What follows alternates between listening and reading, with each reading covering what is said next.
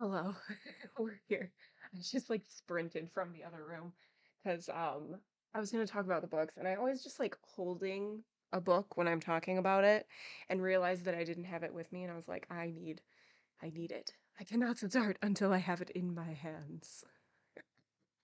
Hello, good to see you all. Good to see you. So I do have the book in my hands. So praise be. It feels like literally forever since we've read Don Quixote, so I had to like also refresh my memory of what happened last. We're good. We're good. I mean, I totally remember what's happening, obviously. Obviously. Oh, but everything is good. Yeah, everything's great. I hope everything is good with y'all as well. Hope you're having a great week so far. Um, yeah, I guess we'll just do the things. It is brighter. Yes, I did get my hair refreshed. Yes. Oh, I will absolutely refresh your memory. Don't you worry. Reading updates. Today I finished reading the fifth season by N.K. Jemisin. In the last, like, the book is very well written. It's told through multiple perspectives. There's three different people that you're following, all in like the same world. And it's just, it's so good. My brain is a little like wonky because I'm still processing the ending because of course, two massive things happen at the end and I need answers and that's how they get you to read a second book. That's how they do it, folks. So, yes, I finished that and I will be reading. I don't know if this is going to glare, apologies, but oh no, you just can't see it at all. There we go. The Left Hand of Darkness by Ursula K. Le Guin, and I'm really excited. I have not read anything by Ursula K. Le Guin, and she is like mama sci-fi, and I know nothing about this book, absolutely nothing. And I just like my friend asked if I wanted to read it, and now I'm in a third book club. Oops. So, a couple friends and I are going to be reading this book, and I'm really excited. It's been on your TBR for ages. I I'm ashamed that I have not read it yet, but I'm so excited. I'm so excited. So, I'm going to be starting this one and reading it as well. I don't know if I'll be reading it on sprints. We'll see. We'll see. I never know what I'm doing on sprints, though. But during sprints, I am also reading You Can Trust Me by Wendy Hurd, and it comes out on June 13th. And it is about these two grifter pickpocket friends who one of them has targeted a huge tech mogul, like billionaire mogul, and he has like invited her to an island that he goes for like a retreat with all of his business friends. Well, his business like coworkers and stuff like that. And so she goes there and her other friend, it's told in multiple perspectives, her other friend has not heard from her. So she goes to the island and nobody has seen her, nobody's heard from her. She hasn't even gone to the island, and so she's trying to figure out like what's going on, and it is everybody's lying, basically. That's what I've learned from this is that everybody is lying. Captain Hardship, good to see you. Hola. Um, and think that's everything that I'm currently reading at this moment. Maybe. Maybe. I think so. But, plot twist, the island is actually Jurassic Park and she's a dinosaur. Oh my god. Now I have the theme song stuck in my head. Thanks. Do. So good. The first one holds up so well still. I love it so much.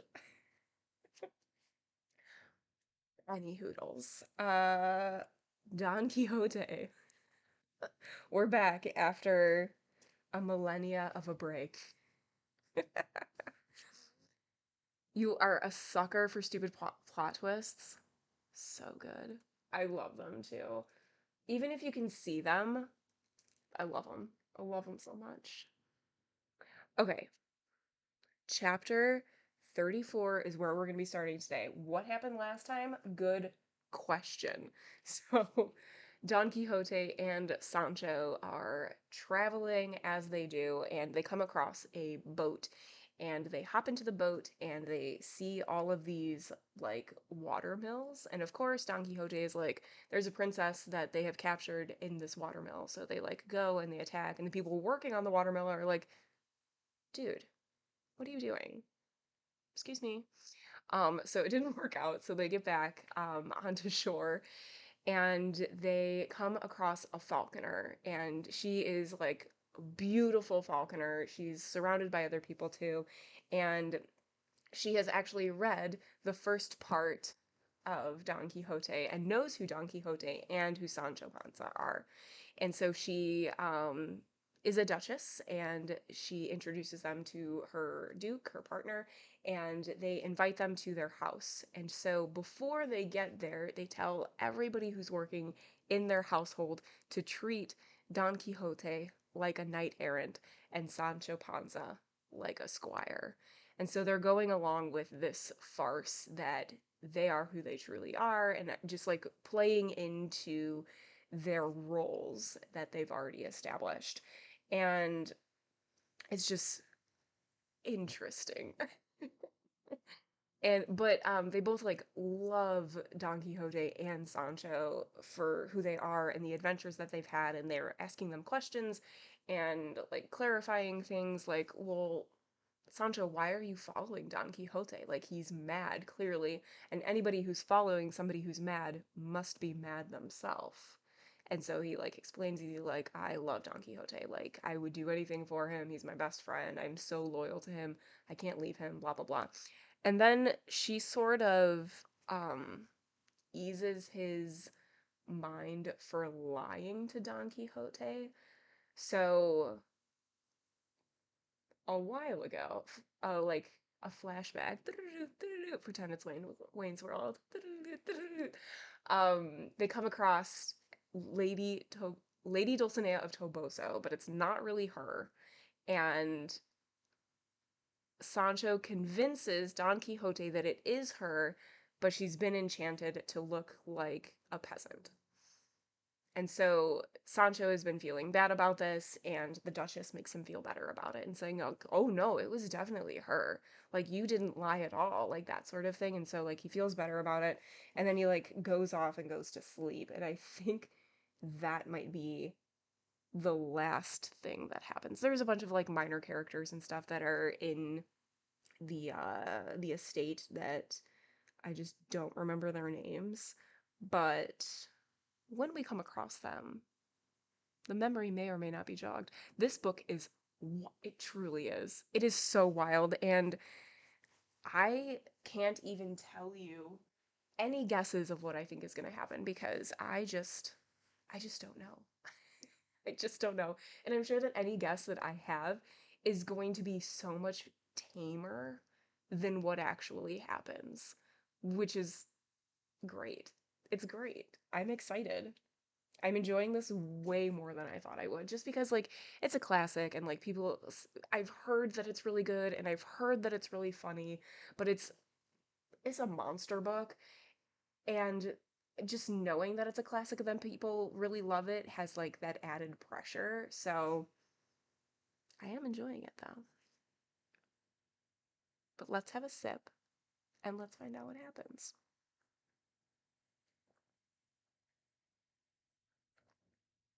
All right, here we go. Finally. Chapter 34, which recounts the information that was received regarding how the peerless Dulcinea of Toboso was to be disenchanted, which is one of the most famous adventures in this book. Here we go. The Duke and the Duchess received great pleasure from Don Quixote's conversation and that of Sancho Panza. They confirmed their intention of playing some tricks that would have the appearance and semblance of adventures, basing their plan on what Don Quixote had already told them about the cave of Montesinos, in order to create for him an adventure that would be famous. Though, what most astonished the Duchess was Sancho's simple-mindedness, so great that he had come to believe as an infallible truth that Dulcinea of Toboso was enchanted when he himself had been the enchanter and deceiver in that affair. And so, having given orders to their servants regarding everything they had to do, 6 days later they took Don Quixote hunting for big game, with so many hunters and trackers that it might have been the party of a crowned king. They gave Don Quixote a hunting outfit, and Sancho another of fine green cloth. But Don Quixote refused to put his on, saying that the next day he would have to return to the harsh profession of arms, and could not carry wardrobes and furnishings with him.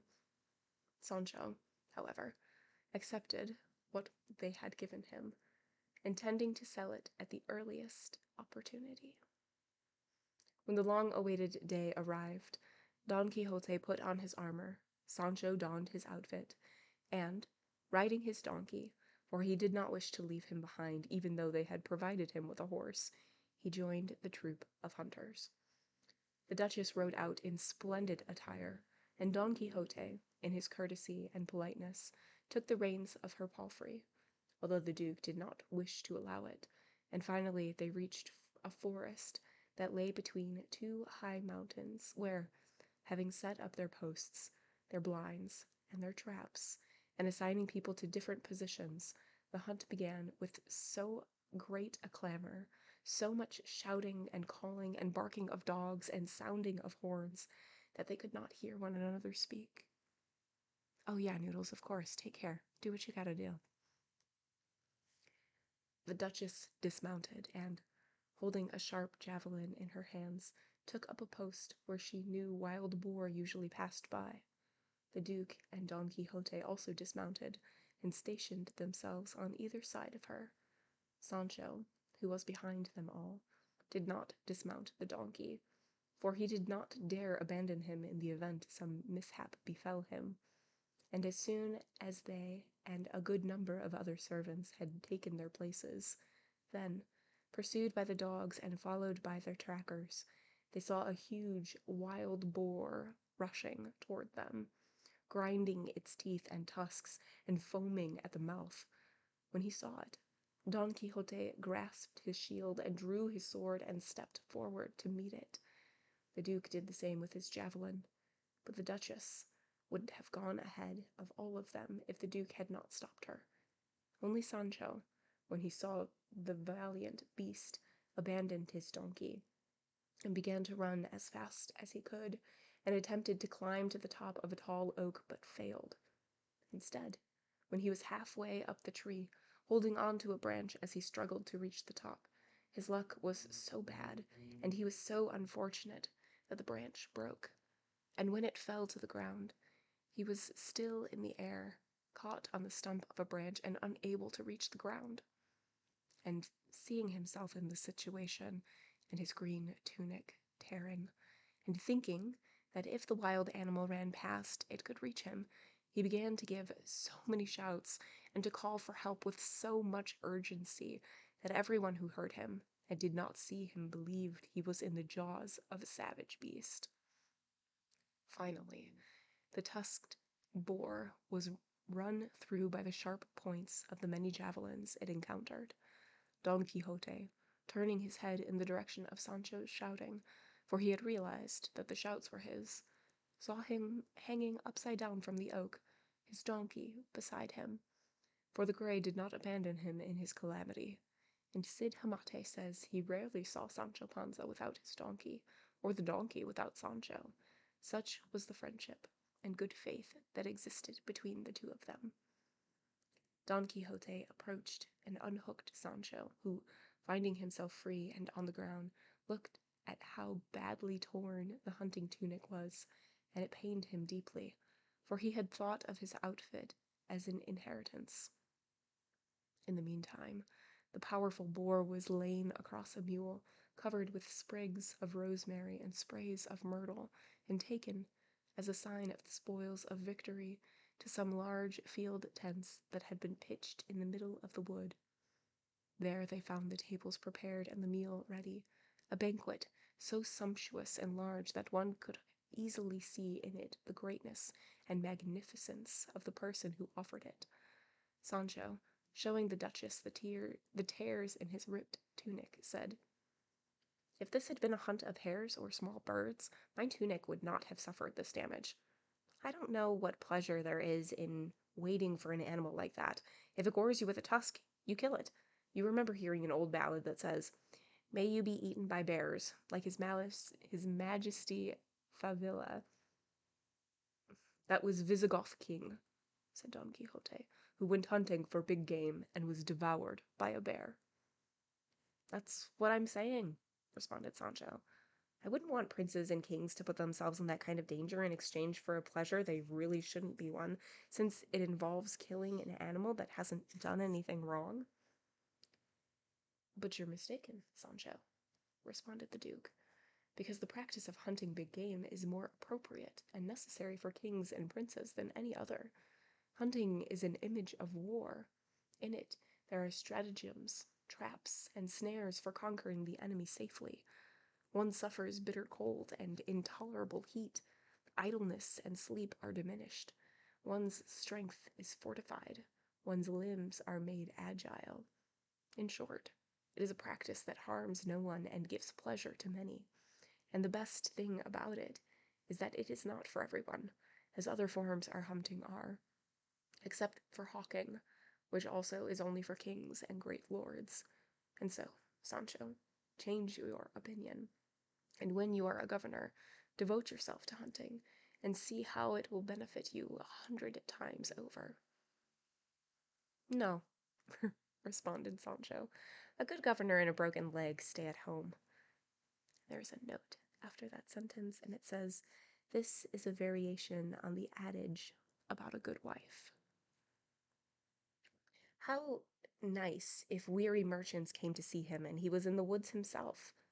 What a misfortune for the governorship.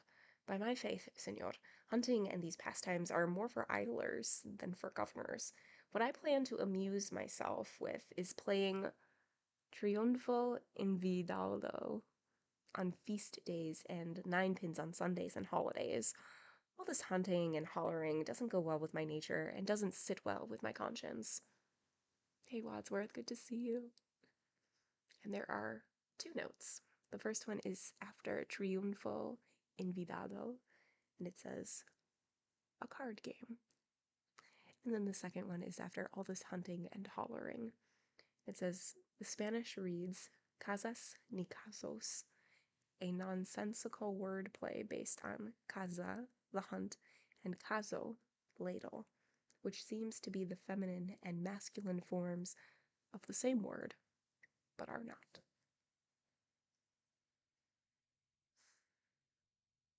"May it please God, Sancho, because there's many a slip between the cup and the lip." "That may be so," replied Sancho, "but if you pay your debts, you don't worry about guarantees, and it's better to have God's help than to get up early, and your belly leads your feet, not the other way around. I mean, if God helps me, and I do what I ought to with good intentions, I'll be sure to govern in grand style. Just put a finger in my mouth and see if I bite or not." "God and all his saints curse you, wretched Sancho," said Don Quixote. "As I have said so often, will the day ever come when I see you speak in ordinary coherent sentence without any proverbs? Señores, your highnesses should leave this fool alone, for he will grind your souls not between 2, but 2,000 proverbs brought in as opportunely and appropriately as the health God gives him, or me, if I wanted to listen to them." "Sancho Panza's proverbs," said the Duchess, "although more numerous than those of the Greek commander, because of their brevity, are no more estimable." There is a note after Greek commander, and it says, "Hernan Nunez Pinciano, who compiled a famous collection of proverbs." Refranes y Proverbios, published in 1555. As far as I am concerned, they give me more pleasure than others that may be more fitting and more opportune. Engaged in this and other amiable conversations, they walked out of the tent and into the forest, and in the collecting of some traps the day passed quickly, and night fell, not as clear or as tranquil as it usually was at that time of year, which was the middle of summer, but it did bring a certain chiaroscuro. I've never had to say this word out loud. I'm going to write it down just so that you can see the chaos of what I... You don't think you've read that one? No? Well, you're the only one.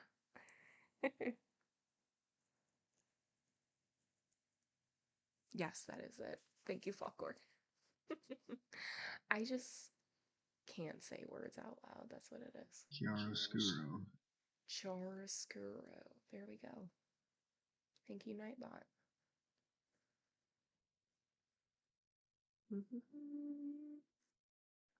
But it did bring a certain chiaroscuro that furthered the plans of the Duke and Duchess, for as dusk began to turn into night, it suddenly seemed that the entire forest, on all four sides, was ablaze, and then here and there, this way and that, an infinite number of cornets and other warlike instruments were heard, as if troops of cavalry were riding through the woods.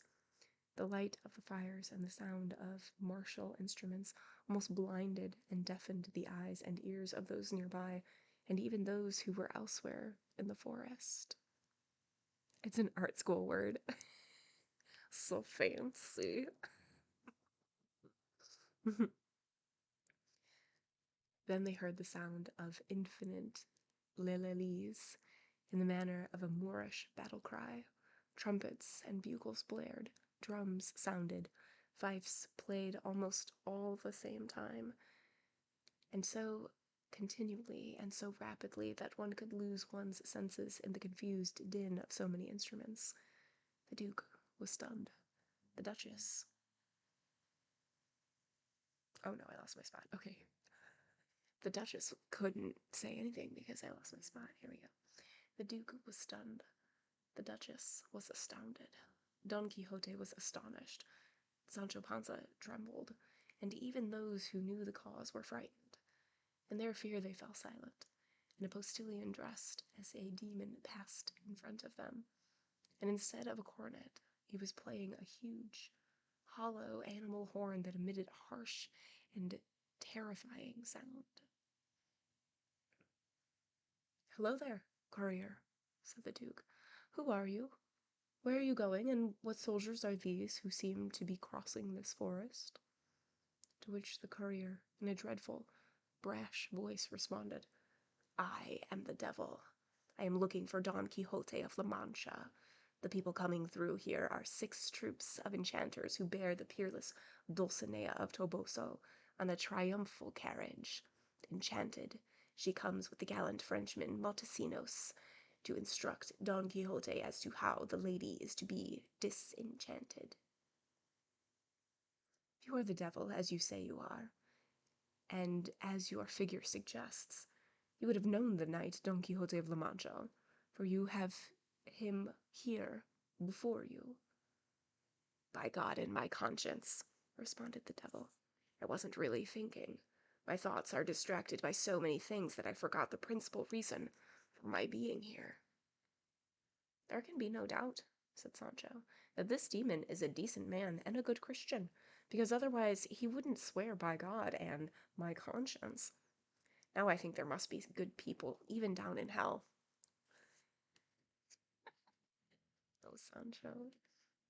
Then the demon, without dismounting, directed his gaze at Don Quixote and said, "To you, Knight of the Lions, and may I see you in their claws. I am sent by the unfortunate but valiant Knight Montesinos, who has ordered me to tell you on his behalf that you should wait for him in the place where I encountered you, because he brings with him the one they call Dulcinea of Toboso, and he will instruct you on what is needed to disenchant her. And since I came here with no other purpose, I need stay no longer. May demons like me be with you, and good angels with these nobles." And having said this, he blew on the enormous horn, turned his back, and left, not waiting for anyone's reply.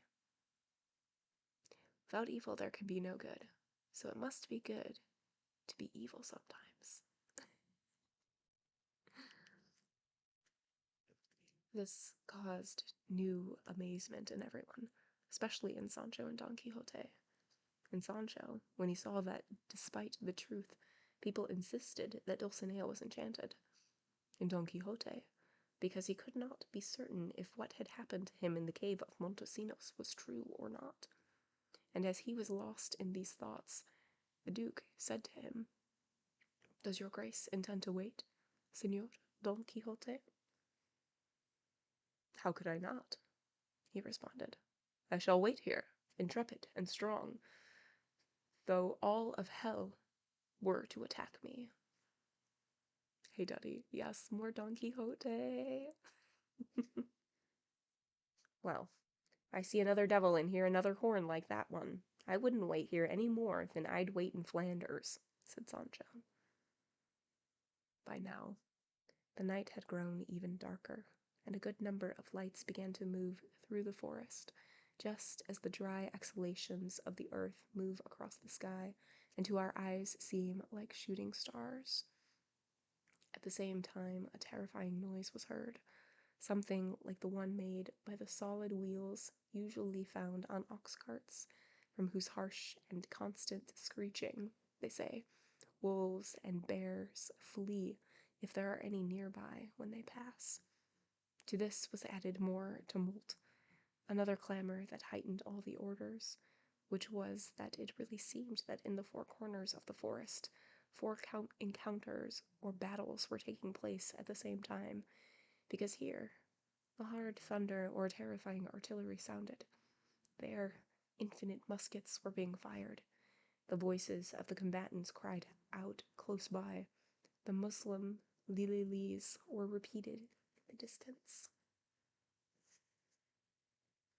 Stupid, sexy Flanders.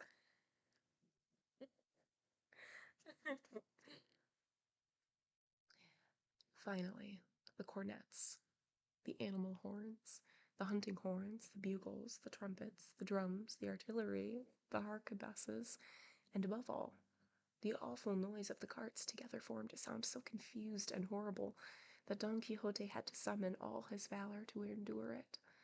But Sancho's courage plummeted and sent him swooning to the skirts of the Duchess, who received him there and quickly ordered that water be thrown in his face.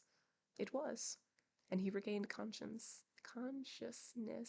just as a cart with screeching wheels arrived at a place where they stood. It was pulled by four slow oxen draped in black. A great blazing wax torch was tied to each of their horns, and on the cart was a high seat on which a venerable old man was sitting, his beard whiter than the snow, and so long it fell below his waist. He wore a long robe of black buckram, for since the cart was filled with infinite lights, one could clearly see and discern everything it carried. It was driven by two hideous demons dressed in the same buckram, with faces so ugly that Sancho, having seen them once, closed his eyes so as not to see them again, and so the cart reached them, and the venerable old man got up from his high seat, and as he stood there he gave a great shout, saying, "I am the wise Lurgandeo." And there is a note after Lurgandeo, and it says, "A wizard, the supposed chronicler of the night of Phoebus." And the cart drove on, and he did not say another word. Behind this one came another cart of the same kind, carrying another old man enthroned, and he, stopping the cart, in a voice no less grave than the others, said, "I am the wise Alquife, the great friend of Uganda, the unknown." And the cart passed on. Then, in the same manner, Another cart arrived, but the one seated on the throne was not an ancient like the others, but a strong, robust, evil-looking man. And as he arrived, he rose to his feet, just like the others, and said in a voice that was hoarser and more fiendish, "I am the enchanter, Archelaus, the mortal enemy of Amadis of Gaul and all his kin." And he moved on. Not far away from there, the three carts halted, and the maddening sound of their wheels stopped. And then something else was heard. Not a noise, but the sound made by soft and harmonious music, which made Sancho very happy, and which he took as a good omen. And so he said to the Duchess, from whose side he had not moved one iota, "Señora, where there is music, there can be nothing bad." "Nor where there are lights and brightness," responded the Duchess, to which Sancho replied, "A flame gives light, and bonfire gives brightness, and if we go near them, they can burn us, but music is always a sign of cheer and rejoicing." "We shall see," said Don Quixote, who had heard everything, and he was correct, as the following chapter shows. End of chapter 34.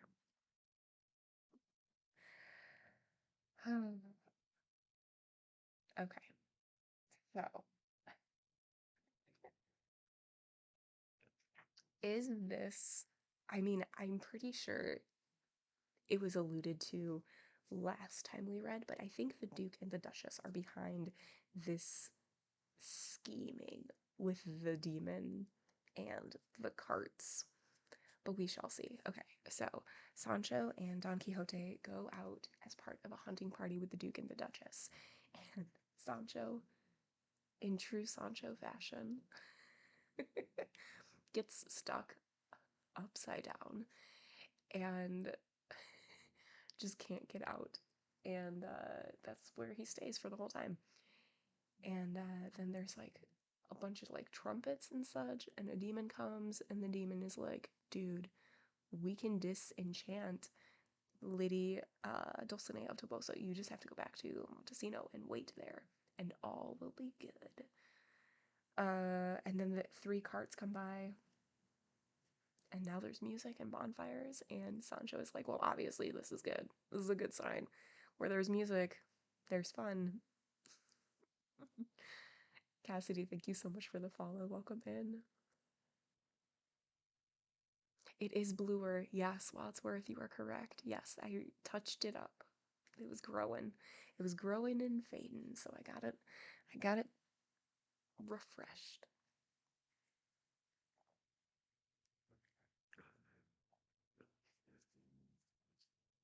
Fancy.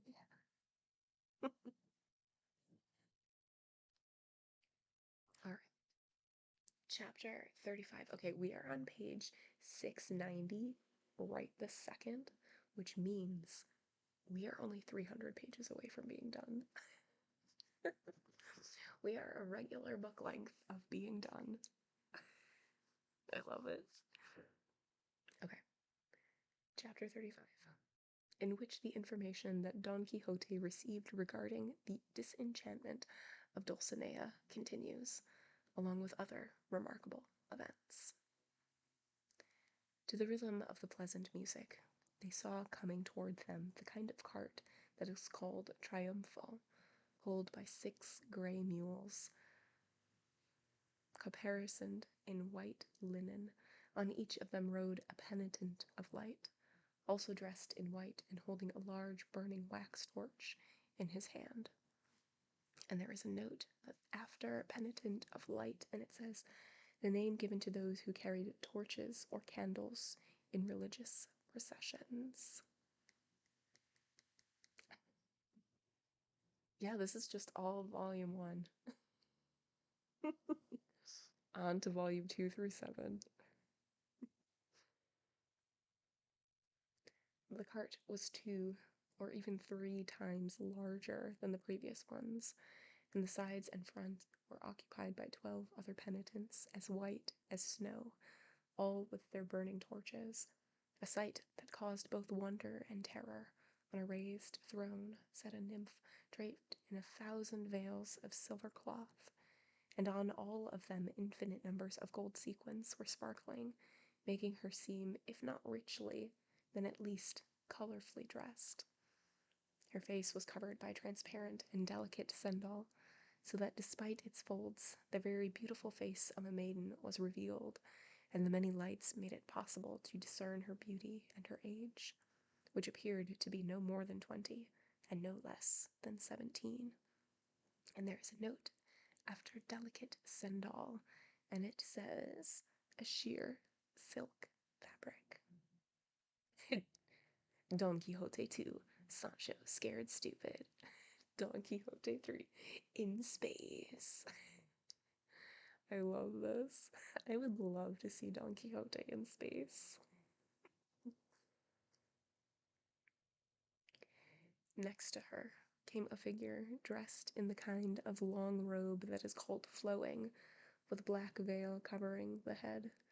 As soon as the cart came face to face with the Duke and Duchess and Don Quixote, the music of the flageolets stopped, followed by the music of the harps and lutes that were playing in the cart.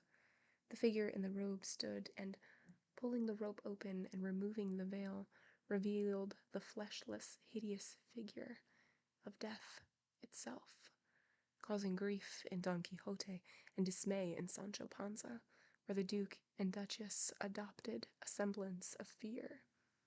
This living death stood, and, in a drowsy voice, and with a tongue not fully awake, said, I am Merlin, who the histories say was sired and fathered by the devil himself, a lie made true by the mere passage of time.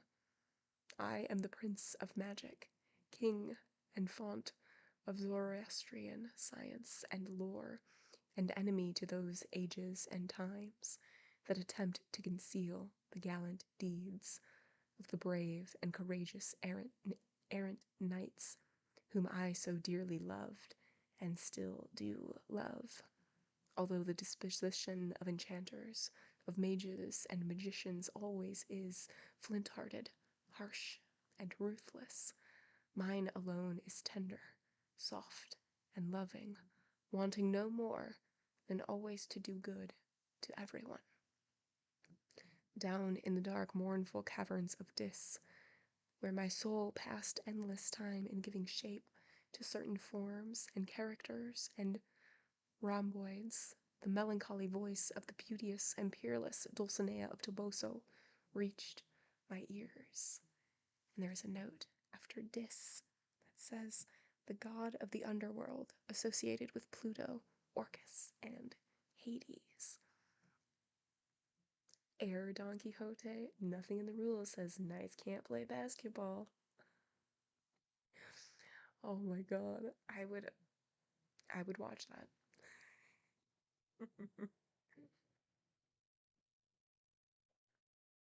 I learned of her enchantment, her misfortune, her transformation from highborn lady into a peasant girl. My heart was moved, and I encased my spirit in the shell of this fierce and fearsome skeleton, and pored over 100,000 books of my diabolical and vicious lore, and come now with the remedy to cure so grievous a sorrow, so great an ill.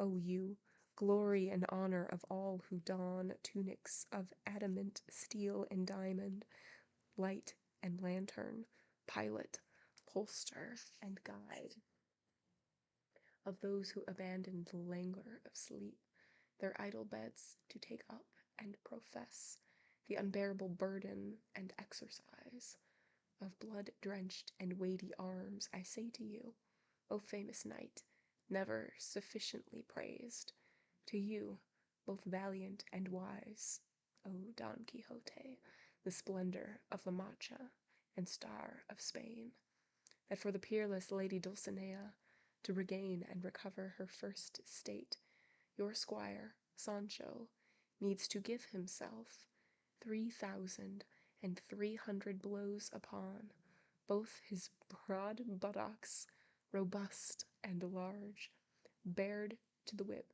and struck in such a way that they turn red and smart and give him pain. This is the decision of all the authors of their misfortune, woe, and alteration.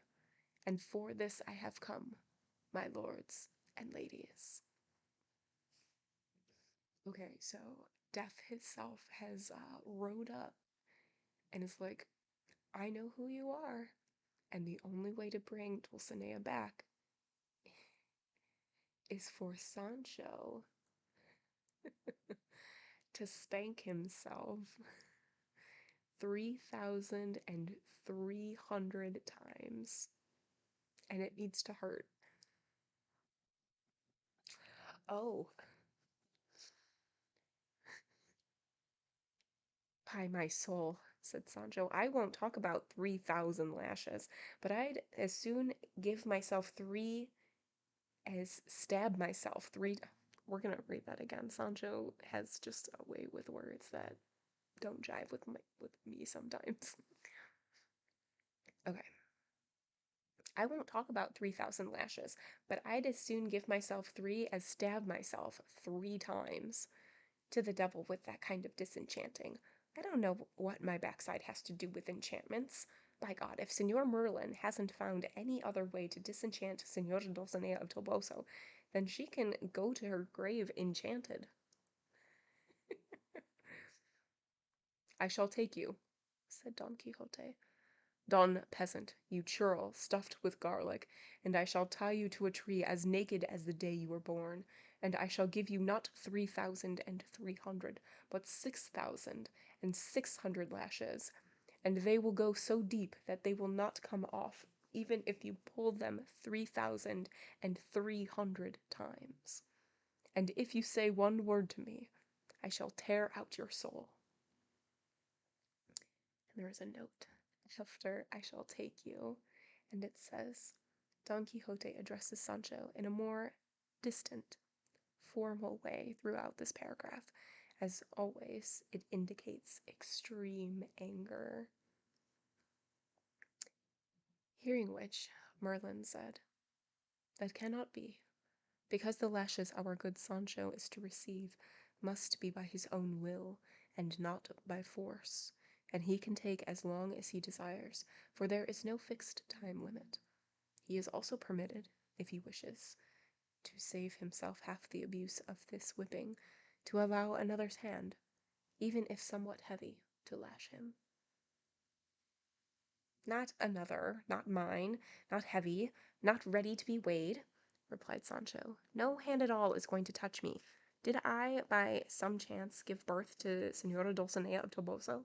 Is that why my backside has to pay for the sins of her eyes? My master certainly is part of her, for he's always calling her my life, my soul, his help and protection, so he can and ought to be lashed for her sake and take the steps he needs to in order to disenchant her. But me whipping myself, I renounce thee. And there is a note after I renounce thee, and it says, a formula in the liturgy used to renounce Satan. Since Merlin is supposed to be the child of the devil, the phrase is strangely appropriate, even though Sancho mispronounces it. That's great.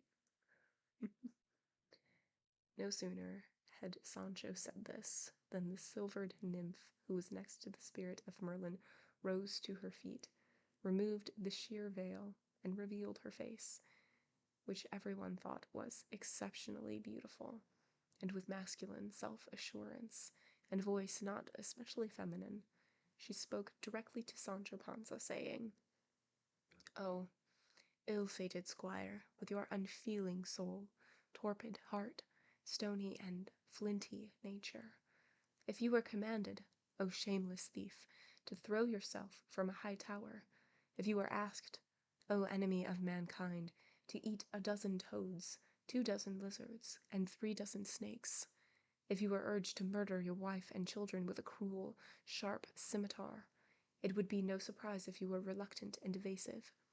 But to take notice of 3,300 lashes, when there's not a boy in catechism class, no matter how puny, who doesn't get that many every month, astounds, alarms, and horrifies all the compassionate natures of those who hear this, and even those who will come to know of it in the course of time.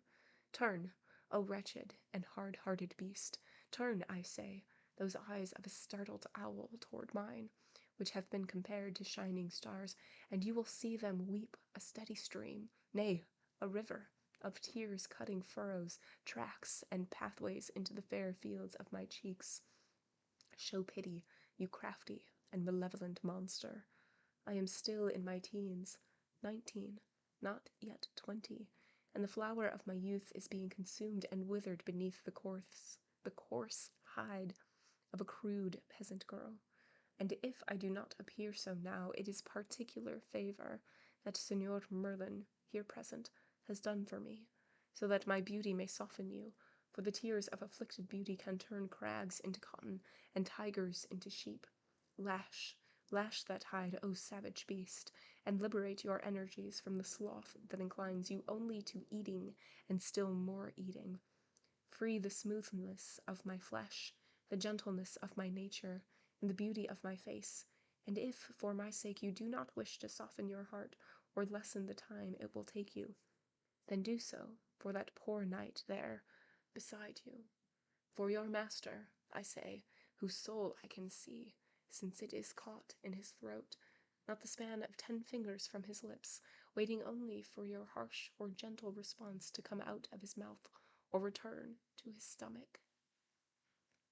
Hearing this, Don Quixote felt his throat, and said, turning to the Duke, "By God, Señor, what Dulcinea has said is true. Here is my soul caught in my throat, like the tightening nut of a crossbow." "What do you say to that, Sancho?" asked the Duchess.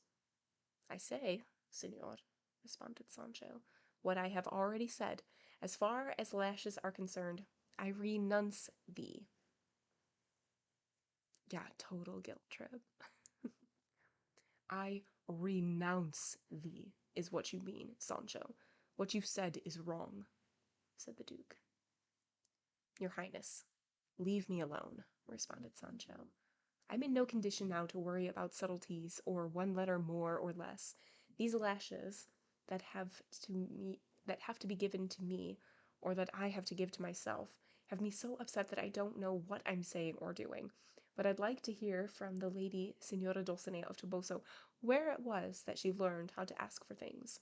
She comes to ask me to open my flesh and lashes, and she calls me unfeeling soul and savage beast, and a whole string of names so bad only the devil could put up with them. By some chance is my flesh made of bronze, or does it matter to me if she's disenchanted or not? What basket of linen, shirts, scarves, gaiters, though I don't use them, does she bring with her to soften me? Nothing, but one insult after another, though she must know the proverb that says when a jackass loaded down with gold climbs the mountain fast, and gifts can break boulders, and God helps those who help themselves, and a bird in the hand is worth 2 in the bush. And then my master, who should have coddled me and flattered me so I'd turn as soft as wool and carded cotton, says that if he catches me, he'll tie me naked to a tree and double the number of lashes. These noble folk, so full of pity, should remember that they're not asking a squire to whip himself, but a governor. Like they say, that's the finishing touch. Let them learn, damn them, how to beg and how to ask, and how to have good manners. All times are not the same, and men are not always in good humor.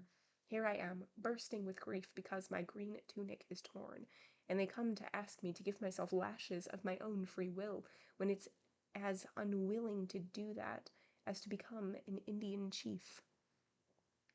Well, the truth is, Sancho, my friend, said the Duke, that if you don't become softer than a ripe fig, you won't lay hands on the governorship. It would be a fine thing if I sent my islanders a cruel governor with a heart of flint, who does not bow to the tears of damsels in distress, or the entreaties of wise, proud, and ancient enchanters and sages. In short, Sancho, either you lash yourself, or let someone else lash you, or you won't be governor. Señor, responded Sancho, can't I have 2 days to think about what I should do? No, absolutely not, said Merlin. Here, in this instant, and in this place, the matter must be settled. Either Dulcinea will return to the cave of Montesinos, and her earlier condition as a peasant, or now, in her present state, she will be transported to the Elysian fields, where she will wait until the number of lashes is completed.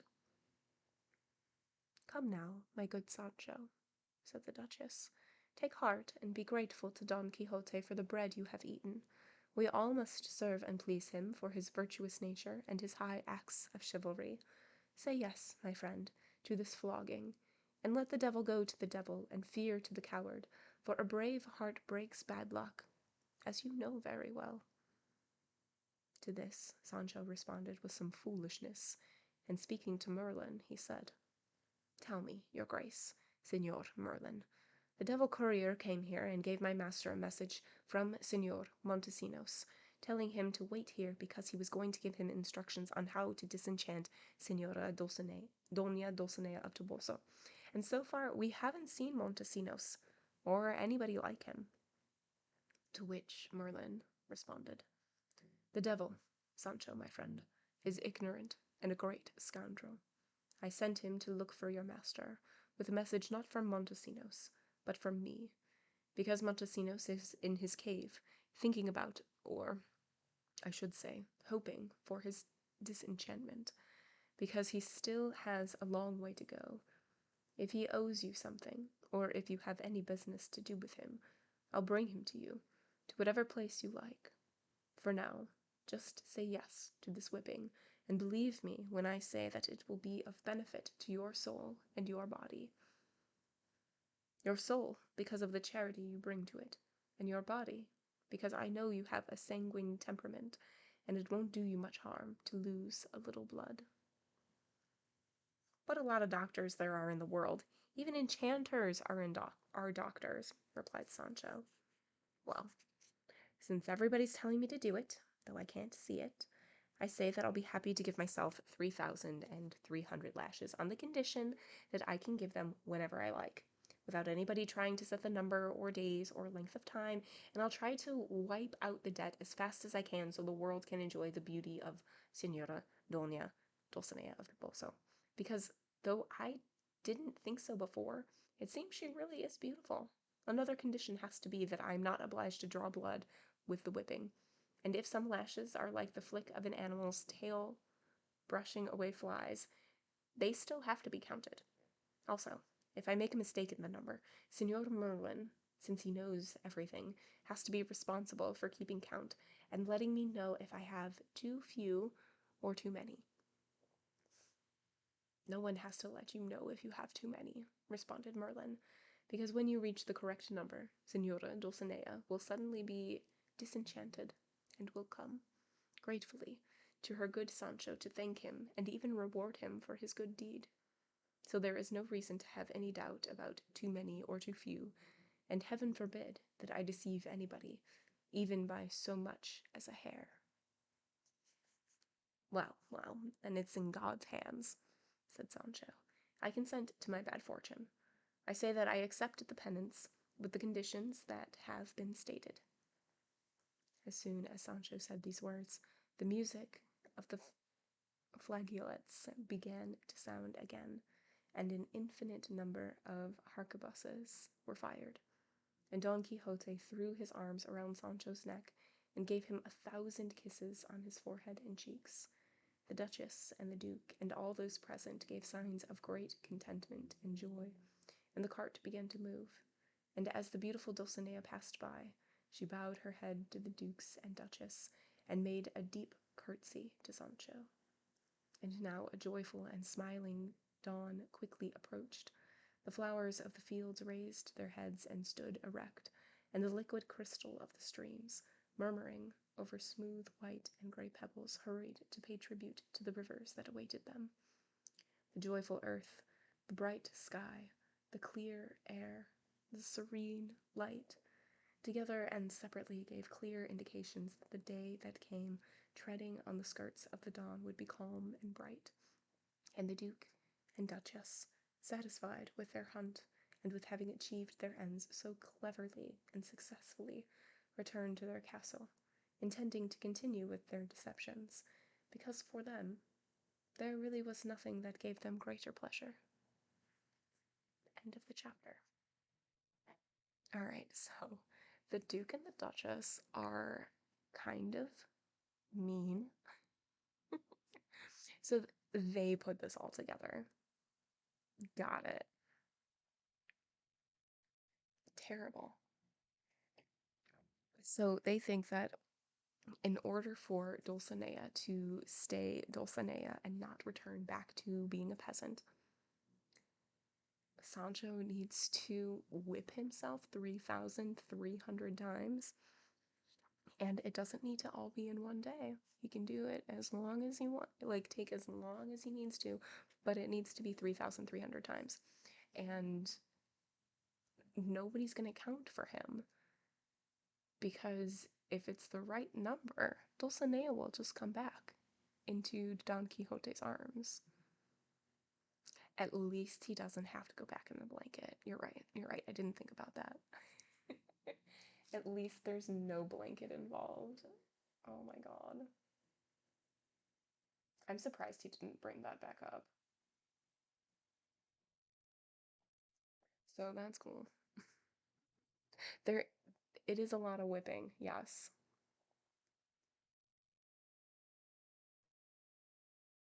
Okay.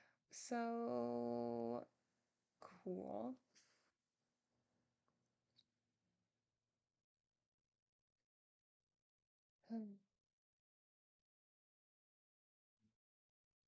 We are about to start chapter 36. Sorry, I just got a text really quick.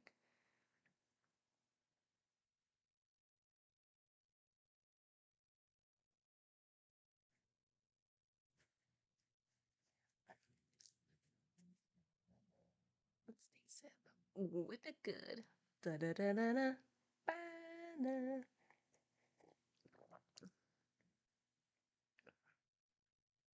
My brain isn't fast enough to think of lyrics. Okay, chapter 36, which recounts the strange and unimaginable adventure of the Dolores Dueña, also known as the Countess Trifaldi, as well as a letter that Sancho Panza wrote to his wife, Teresa Panza. The Duke had a steward, a man with a comic and inventive turn of mind who had acted the part of Merlin, prepared all the devices of the previous adventure, composed the verses, and arranged for a page to play Dulcinea. Then, with the intervention of his master and mistress, he advised another adventure, with the most diverting and strangest contrivances anyone could imagine. The following day, the Duchess asked Sancho if he had begun the task, the penance, he was obliged to perform in order to disenchant Dulcinea. He said yes. That very night he had given himself 5 lashes. The Duchess asked what implement he had used to administer them. He responded that he had used his hand. That, replied the Duchess, is more like slapping than flogging. It seems to me that the wise Merlin will not be satisfied with so much gentleness, and that it will be necessary for our good Sancho to use a whip with metal points or a cat o' nine tails, something he can feel, because a good teacher never spares the rod, and the freedom of so great a lady as Dulcinea cannot be gotten cheaply, and at so little cost. And be advised, Sancho, that works of charity performed in a lukewarm and half-hearted way have no merit, and are worth nothing. There's a note here that says, this last statement, and be advised, and worth nothing, was suppressed by the Inquisition in some editions following the Indici Expurgatorial of 1632. Yeah, with metal points. That, no, no thank you. Also, why? Why would the Duchess and the Duke want this to happen? I don't understand. This is not like a harmless trick. I don't know. We'll see. To which Sancho responded, Your ladyship, give me the right kind of whip or braided rope, and I'll hit myself with it as long as it doesn't hurt too much, because your grace should know that even though I'm a peasant, my flesh is more like cotton than esparto grass, and it wouldn't be right if I did myself harm for somebody else's benefit. Let it be for all the best, responded the Duchess. Tomorrow I'll give you a whip that will be perfect for you and suit the tenderness of your flesh, as if the two were sisters. To which Sancho said, Señora of my soul, your highness should know that I've written a letter to my wife, Teresa Panza, telling her everything that's happened to me since I left her side. It's here in my shirt, and all that's missing is the address. I'd like your intelligence to read it, because it seems to me it suits a governor. I mean, the way governors ought to write. Who dictated it? Asked the Duchess. Who else would dictate it but me, sinner that I am, responded Sancho. And did you write it? Asked the Duchess. Oh, I couldn't do that, responded Sancho, because I don't know how to read or write, though I can sign my name. Let's see it, said the Duchess. I'm sure that in it you display the nature and quality of your wit. Sancho took an open letter from inside his shirt, and when he gave it to the Duchess, she saw that this is what it said. A letter from Sancho Panza to Teresa Panza, his wife.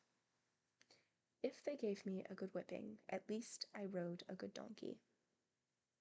Immediately a note, and it says, a person who was whipped publicly was displayed to the crowd, mounted on a jackass. If I have a good governorship, it costs me a good whipping. You won't understand this now, my Teresa, but someday you will. You should know, Teresa, that I've decided you should go around in a carriage, because that's the way it should be. Anything else is going around on all fours. You're the wife of a governor, and nobody's going to talk about you behind your back. I'm sending you a green hunting tunic that my lady the Duchess gave me.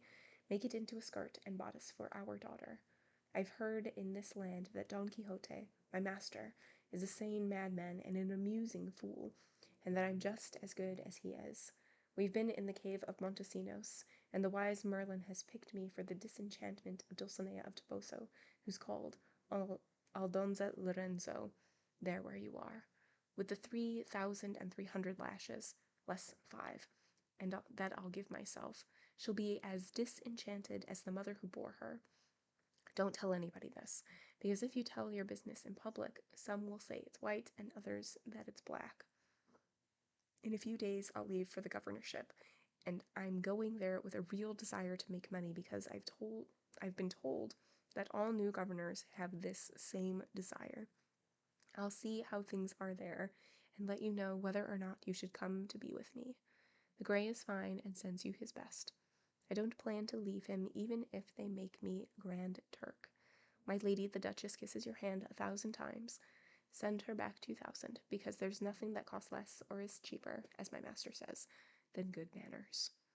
It was not God's will to grant me another case without another 100 escudos in it, like before, but don't feel bad about that, Teresa. The man who sounds the alarm is safe, and it'll all come out in the wash of the governorship. What does make me very sad is that they've told me that if I try to make something away from it, I'll go hungry afterwards. And if that's true, it won't be very cheap for me, though the maimed and wounded already have their soft job in the alms they beg. So one way or another, you'll be rich and have good luck. God grant you that, if he can, and keep me safe to serve you. From this castle, on the 20th of July, 1614. Your husband, the governor, Sancho Panza. As soon as the Duchess finished reading the letter, she said to Sancho, There are 2 things in which the good governor is slightly mistaken. 1, when he says or implies that this governorship has been given to him in exchange for the lashes that he'll give himself, when he knows and cannot deny that when my lord the Duke promised it to him, nobody even dreamed there were lashes in the world. The other is that he shows himself to be very greedy, and I wouldn't want it to be oregano. Greed rips the sack, and a greedy governor dispenses unjust justice. There is a note after oregano, and it says, in allusion to the proverb, God grant that it's oregano and not caraway, which expresses the fear that things may not turn out as hoped. I didn't mean it that way, Senora, responded Sancho, and if your grace thinks the letter isn't the way it should be, there's nothing to do but tear it up and make a new one, though it may be even worse if it's left up to my poor wits. No, no, said the Duchess, this is fine, and I want the Duke to see it.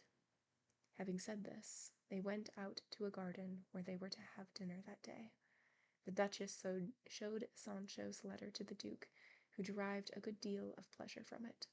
They ate, and after the table had been cleared, and after amusing themselves for some time with Sancho's delicious talk, they suddenly heard the mournful sound of a fife and a harsh, strident drum. Everyone seemed startled by the confused, martial, and melancholy harmony, especially Don Quixote, who in his agitation could barely keep his seat. Regarding Sancho, we need say only that fear carried him to his customary refuge, which was the side or the skirts of the Duchess, because really and truly the sound they heard was extremely sad and melancholy. And with all of them in this state of perplexity, they saw two men dressed in mourning come into the garden, their robes so long and flowing that they trailed along the ground. They were playing two large drums that were also covered in black. Beside them, a man played the fife, as pitch black and dark as the rest. Following the three men was a personage with a gigantic body, cloaked, rather than dressed, in a deep black, full-length robe whose skirt was also exceptionally long. Girding and encircling the robe was a broad black sword belt, from which there hung an enormous scimitar with a black scabbard and guard. His face was covered by a black transparent veil, through which one could catch glimpses of a very long beard, as white as the snow, and as he walked, very gravely and serenely, to the beat of the drums. In short, his size, pace, black raiment, and escort could and did astound all those who looked at him, but did not know who he was. The figure approached then, with the aforementioned slow solemnity, to kneel before the Duke, who stood, as did everyone else who was there to wait for him. But under no circumstance would the Duke allow him to speak until he rose to his feet. The prodigiously frightened person obeyed, and when he was standing he raised the veil to reveal the most hideous, longest, whitest, and thickest beard that human eyes had ever seen, and then, from a broad and swelling chest, he forced and coerced a solemn, sonorous voice, and fixing his eyes on the Duke, he said, "Most high and powerful lord, I am called Trifaldine of the White Beard. I am squire of the Countess Trifaldi, also known as the Dolorous Dueña, on whose behalf I bring your highness a message, which is this: may your magnificence have the goodness to give her license and permission to enter and tell you of her affliction, which is one of the strangest and most amazing that the most troubled mind in the world could ever have imagined. And first she wishes to know if the valiant and never vanquished knight Don Quixote of La Mancha is in your castle, for she has come looking for him, on foot, and without breaking her fast, all the way from the kingdom of Candaya to your realm, something that can and ought to be considered a miracle, or else the work of enchantment. She is at the door of this fortress, or country house, and awaits only your consent to come in. I have spoken my message." And then he coughed, and stroked his beard with both hands, and with great calm he waited for the Duke's response, which was, "Good Squire Trifaldine of Whitebeard, it has been many days since we heard of the misfortune of Señora Countess Trifaldi, obliged by enchanters to be called the Dolorous Dueña. You may certainly, O stupendous squire, tell her to come in, and that the valiant knight Don Quixote of La Mancha is here, and from his generous nature she can surely expect every protection and every assistance. You may also tell her on my behalf that if she finds my favor necessary, she shall have it, for I must give it to her as a knight who is bound and obliged to serve all women, especially widowed, scorned, and afflicted dueñas, which is what your mistress must be. On hearing this, Trifaldine went down on one knee, then signalled the fife and drums to play, and walked out of the garden to the same music and at the same pace with which he had entered, leaving everyone stunned by his presence and bearing. And the Duke, turning to Don Quixote, said, "It seems, O famous knight, that the shadows of malice and ignorance cannot cover and obscure the light of valor and virtue. I say this because it is barely 6 days that your grace has been in this castle, and already the sad and afflicted come seeking you from distant and remote lands, not in carriages or on dromedaries, but on foot and fasting, confident they will find in that mighty arm the remedy for their cares and sorrows, for your great deeds are known and admired all over the known world."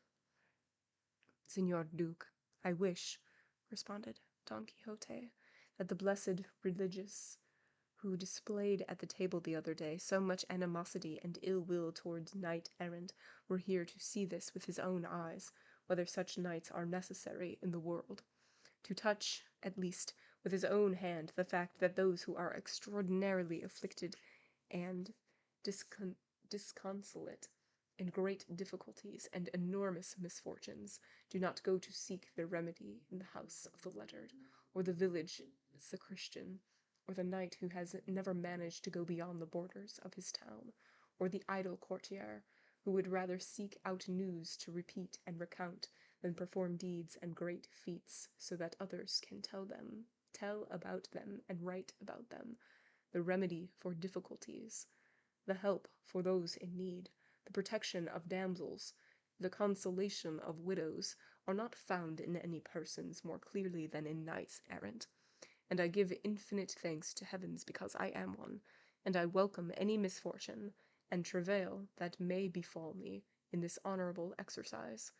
Let the duenna come, and make any request she chooses. I shall draw her remedy from the strength of my arm and the intrepid resolve of my courageous spirit." End of chapter 36. Alright. What do they have planned now? What is happening? So now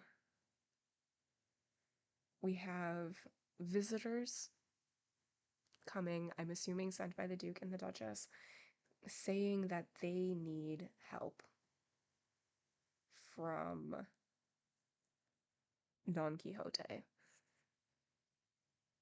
We don't know what it is, but they need it, and they're just like feeding into the, like, almost maliciously feeding into, like, Don Quixote's persona. I mean, definitely maliciously in that, like, they're saying that Sancho needs to whip himself more than 3,000 times. I mean, yes, Sancho could definitely say no, but they're like so involved in this that he hasn't. He's already like he's used his hand to hit himself 5 times, but it's just wild. Wild. So Sancho wrote a letter to his wife to say, "Hey, gonna be a governor real soon. I just have to whip myself 3,000 times, and then I will have my insula. I'll check out the land before seeing if it's cool for you to come." Okay? So that's where we're at. We'll see. We'll see what this Dolores wants. Chapter 37, in which the famous adventure of the Dolores Dueña continues. The Duke and the Duchess were exceedingly glad to see how well Don Quixote was responding to their intentions, and at this point Sancho said, I wouldn't want the Señora Dueña to put any obstacles in the way of the governorship I've been promised, because I heard a Toledan pharmacist who could talk the way a goldfish sings. Goldfinch, not a goldfish. Goldfish don't sing. Let's start that sentence over. I got too distracted by imagining a goldfish singing. I wouldn't want this Señora Dueña to put any obstacles in the way of the governorship I've been promised, because I heard a Toledan pharmacist who could talk the way a goldfinch sings say that whenever dueñas were involved, nothing good could happen.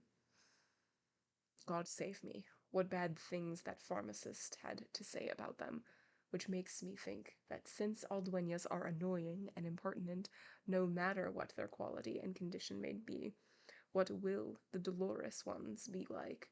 I mean this Countess Trisfalda, or Three Skirts, or Three Trains.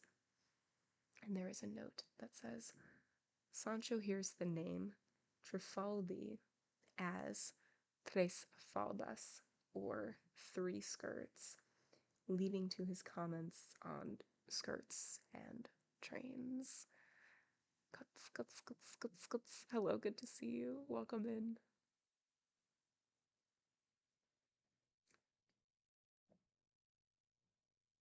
Where I come from, skirts, trains and skirts, all the same.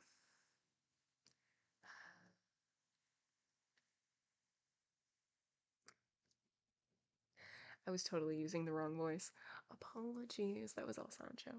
Oopsie, which makes way more sense in what he was saying. Oopsie poopsie. Okay. Be quiet, Sancho, my friend, said Don Quixote. Since this dueña has come from such distant lands to find me, she cannot be one of those the pharmacist described, especially since she is a countess, and when countesses serve as dueñas, they probably are serving queens and empresses, for in their own houses they are high-born ladies who are served by their dueñas, to which Doña Rodriguez, who was present, responded. My lady, the Duchess has dueñas in her service who could be countesses if fortune so desired. By laws go where kings command. Let no one speak ill of dueñas, in particular those who are old and maidens, for although I am not one of those, I clearly understand the advantage a maiden dueña has over one who is widowed. And the person who cut us down to size still has the scissors in hand. All the same, replied Sancho, there's so much to cut in dueñas, according to my barber, that it would be better not to stir the rice even if it sticks. Squires, responded Doña Rodriguez, are always our enemies, since they haunt the antechambers and always see us. The times they're not praying, which is most of the time, they spend gossiping about us, digging up our defects and burying our good names. Well, I swear to those fickle dimwits that no matter how much it grieves them, we have to live in the world and in noble houses, even though we're dying of hunger and cover our delicate or not so delicate flesh with a black mourning habit, just as a person may cover or conceal a dung heap with a tapestry on the day of a procession. By my faith, if I were permitted to, and if the time were right, I'd make people understand, not just those here, but everyone in the world, how there is no virtue that cannot be found in a dueña. I believe, said the Duchess, that my good Doña Rodriguez is correct, absolutely correct, but she must wait for a more suitable time to defend herself and all other dueñas, and so confound the poor opinion of that wicked pharmacist, and tear it out by the roots from the heart of the great Sancho Panza. To which Sancho responded, Ever since I've felt the pride of being a governor, I've lost the foolish ideas of a squire, and I don't care a fig for all the dueñas in the world. They would have gone on with the dueñesque conversation if they had not heard the fife and drums begin to play again, leading them to assume that the Dolores Dueña was coming. The Duchess asked the Duke if it would be a good idea to go to receive her, since she was a countess and a distinguished person. For the part of her that's a countess, responded Sancho, before the Duke could respond, I think it's right for your highness to go out to receive her, but for the part that's a dueña, it's my opinion that you shouldn't take a step. Who involved you in this, Sancho? Said Don Quixote. Who, senor? Responded Sancho. I involved myself, and I can involve myself as a squire who has learned the terms of courtesy in a school of your grace, the most courteous and polite knight in all the courtliness. In these things, as I have heard your grace say, you can lose as much for a card too many as for a card too few, and a word to the wise is sufficient. What Sancho says is true, said the Duke. Let us see the Countess's appearance, and then we can consider the courtesy that is owed her. Then the drums and fife entered, and as they had done earlier. And here the author concluded this brief chapter and began the next one, following the same adventure, which is one of the most notable in this history. So that's the end of chapter 37.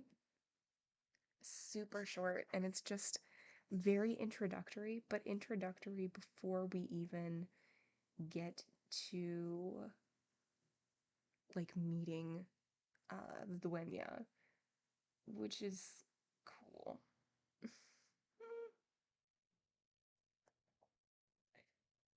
We'll see. So I'm assuming that we're gonna meet her now, which is cool. Let's do it. Let's meet her. After I have a sip, of course. Reminder to hydrate, everyone. Okay. Chapter 38, which recounts the tale of misfortune told by the Dolores Dueña. Behind the mournful musicians, a group of dueñas, numbering 12, began to enter the garden in 2 separate lines, all of them dressed in wide, nun-like habits, apparently of fulled serge, and white headdresses of sheer muslin, which were so long they revealed only the edging of the habits. Behind them came the Countess Trifaldi, led by the hand by the squire Trifaldine of the white beard, and dressed in very fine black baize, without a nap, and if it had been napped, each bit would have been the size of one of the good Martos garbanzos. Her train, or skirt, or whatever it is called, ended in 3 points, which were held up by the hands of 3 pages, also dressed in mourning, making an attractive mathematical figure with the 3 acute angles formed by the 3 points, leading everyone who saw the acutely pointed skirt to conclude that this was why she was called the Countess Trifaldi, as if we had said the Countess of the 3 skirts. And this, says Benengeli, was true, for her real name was the Countess Lobuna, because there were so many wolves in her country, and if there had been foxes instead of wolves, she would have been called the Countess Zoruna, because it was the custom in those parts for nobles to take their titles from the thing or things that are most abundant on their lands. But this countess, to favor the novelty of her skirt, abandoned Lobuna and adopted Trifaldi. And there is a note after there were many wolves in her country, and it says, Lobo is wolf, and Lobuna is wolf-like. In the next phrase, Zorro is fox, and Zoruna is fox-like. Riz Riston, hello. Thank you so much for the follow. Welcome in. Oh gosh, okay. It's a good thing my thumb was there. Oh my gosh. We would have had to start all over. The 12 dueñas and her mistress walked at the pace of a procession, their faces covered with black veils, not transparent like Trifaldine's, but so heavy that nothing could be seen through them. As soon as the Dueñasque squadron appeared, the Duke, the Duchess, and Don Quixote rose to their feet, as did everyone who was watching their slow progress. The 12 dueñas stopped and opened a path along which the Dolorous One moved forward, still holding Trifaldine's hand when they saw this. The Duke, the Duchess, and Don Quixote moved forward some 12 paces to receive her. She fell to her knees and, in a voice more rough and hoarse than subtle and delicate, said, "May it please your highness, you should not show so much courtesy to this your serving man. I mean to say serving woman, because, as I am Dolores, Dolorous, I will not be able to respond as I should, since my strange and never-before-seen misfortune has taken away my wits, and I do not know where. It must be a very distant place, because the more I look for them, the less I find."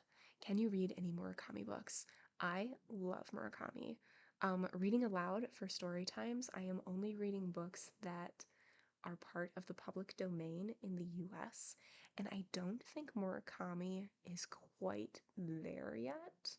I can double check though. But yeah, Murakami would be a good one for sure.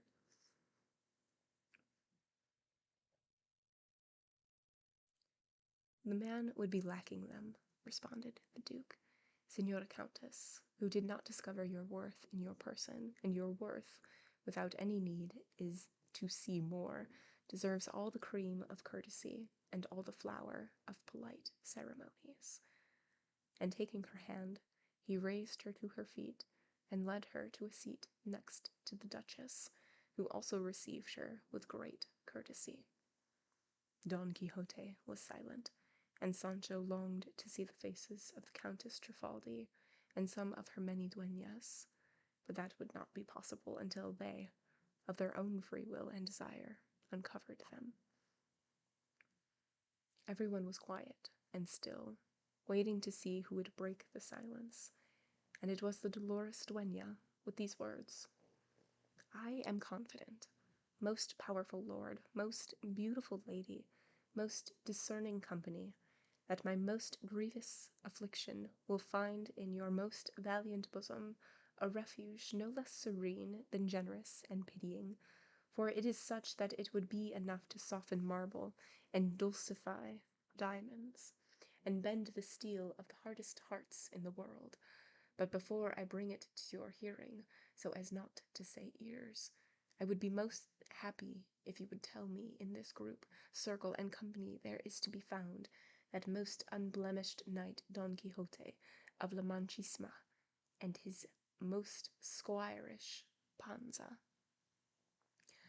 "Panza," said Sancho before anyone else could respond, "is here, and Don Quixotissimo as well, and so, most dolorous dueñísimas, you can say whatever you wishissima, for we're all ready and most prepared to be your most servantish servantismos."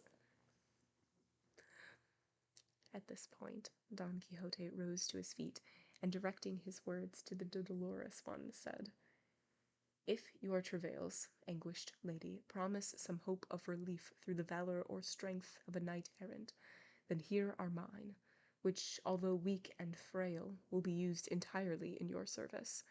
I am Don Quixote of La Mancha, whose profession it is to succor all manner of people in need, and this being the case, as it is, it will not be necessary for you, Señora, to win over our benevolence or search for a preamble, but simply and plainly to state your woes, for ears will listen to you that will know, if not how to remedy your troubles, then at least how to feel sorrow for them." Hearing this, the Dolorous Dueña showed signs of wanting to throw herself at the feet of Don Quixote, which in fact she did, and struggling to embrace them, she said, "Before these feet and legs I throw myself, O vanquished knight, for they are the bases and columns of knight-errantry. I wish to kiss these feet on whose steps all the remedy of my misfortune relies and depends. O courageous errant, whose true deeds leave behind and obscure the extraordinary exploits of Amadis, Esplandian, and Belianis.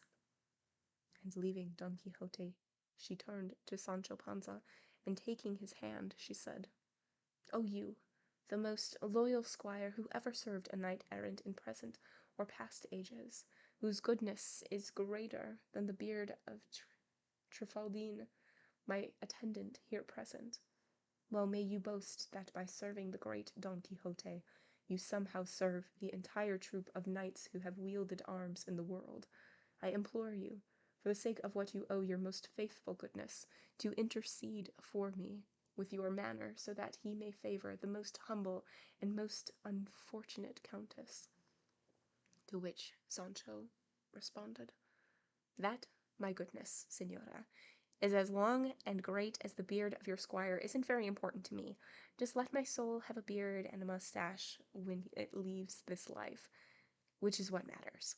I don't worry very much or at all about the beards in this world, but without any tricks or entreaties I ask my master, for I know he loves me dearly, especially now when he needs me for a certain piece of business, to favor and help your grace in every way he can. There is a note after when he's talking about a beard, and it says, when it leaves this life, which is what matters, and it says, Sancho's statement is taken from a story about a beardless man, frequently teased because he lacked facial hair, who said, We have a mustache on our soul, and the other kind doesn't matter to us. Your grace should unburden yourself. Tell us your troubles, and let us take care of it, and we'll all understand one another. The Duke and Duchess were bursting with laughter, as were those who realized the nature of this adventure, and to themselves they praised the astute dissembling of Trifaldi, who, taking her seat again, said, The famous kingdom of Candia, which lies between Great Trapobana and Southern Sea, 2 leagues beyond Cape Camorin, was ruled by Queen Doña Maguncia, widow of King, oh my gosh, all of these names, Arcapiela, her lord and husband, and in this marriage they conceived the great birth to Princess Antonomasia, heir to the kingdom. This Princess Antonomasia was brought up and reared under my teaching and tutelage, for I was her mother's oldest and most distinguished dueña. And there are 2 notes. The first one is after Cape Comorin, and it says, according to Martin de Ricoeur, the name Candia is probably fictional. Tropobana was the old name for Ceylon, and Cape Comorin is to the south of Hindustan. And then the second note is after Princess Antonomasia, and it says, Maguncia is the Spanish name for the German city Mainz. Antonomasia is a rhetorical figure in which a title is used instead of a name, calling a judge your honor, or a proper name instead of a common noun, calling a womanizer Don Juan. Arcapiela seems to be related to archipelago or archipelago.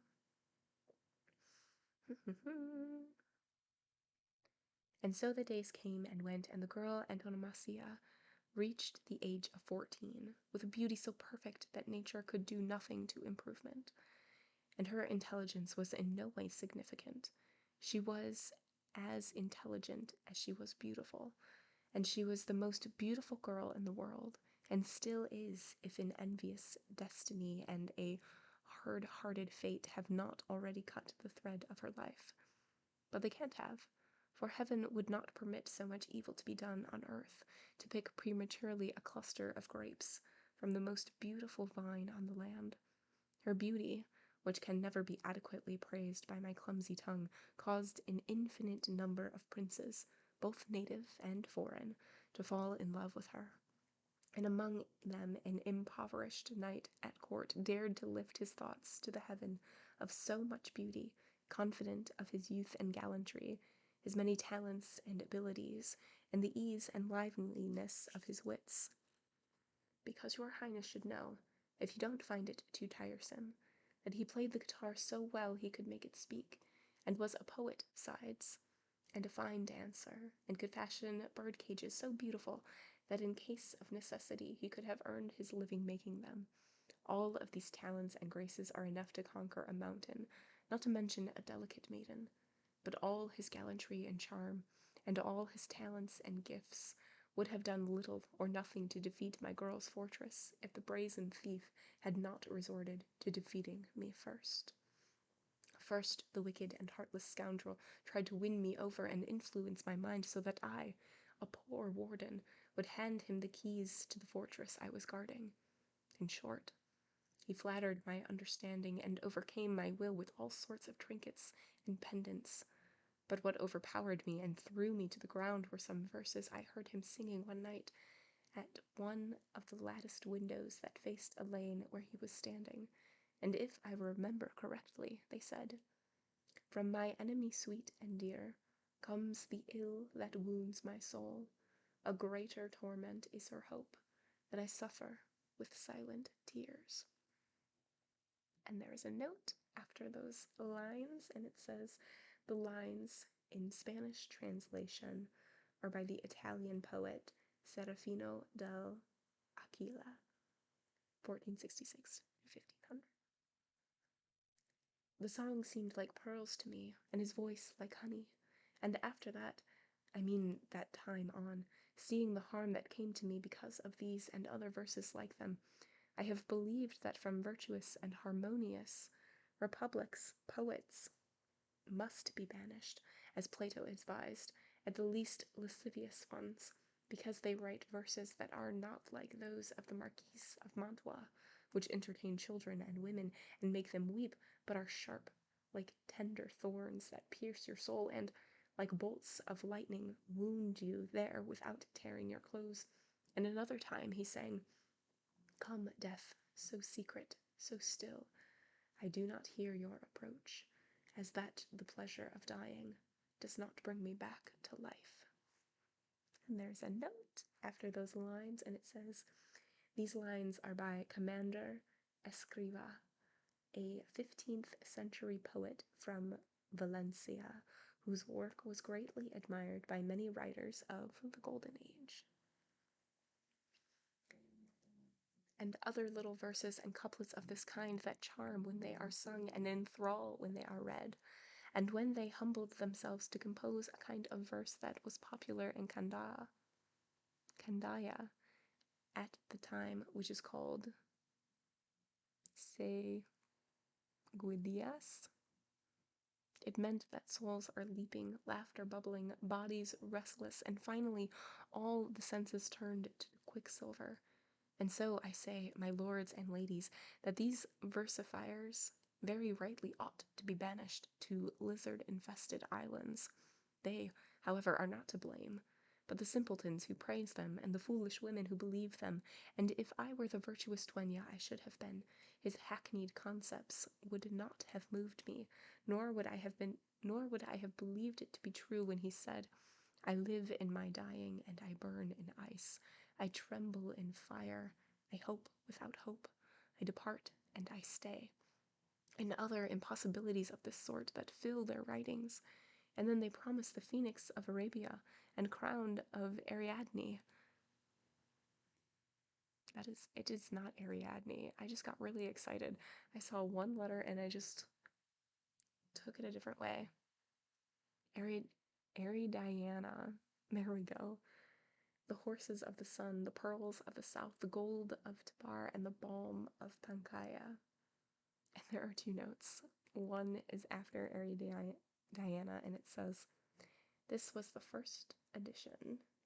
the first edition. Martin de Ricoeur believes it is in intentional corruption.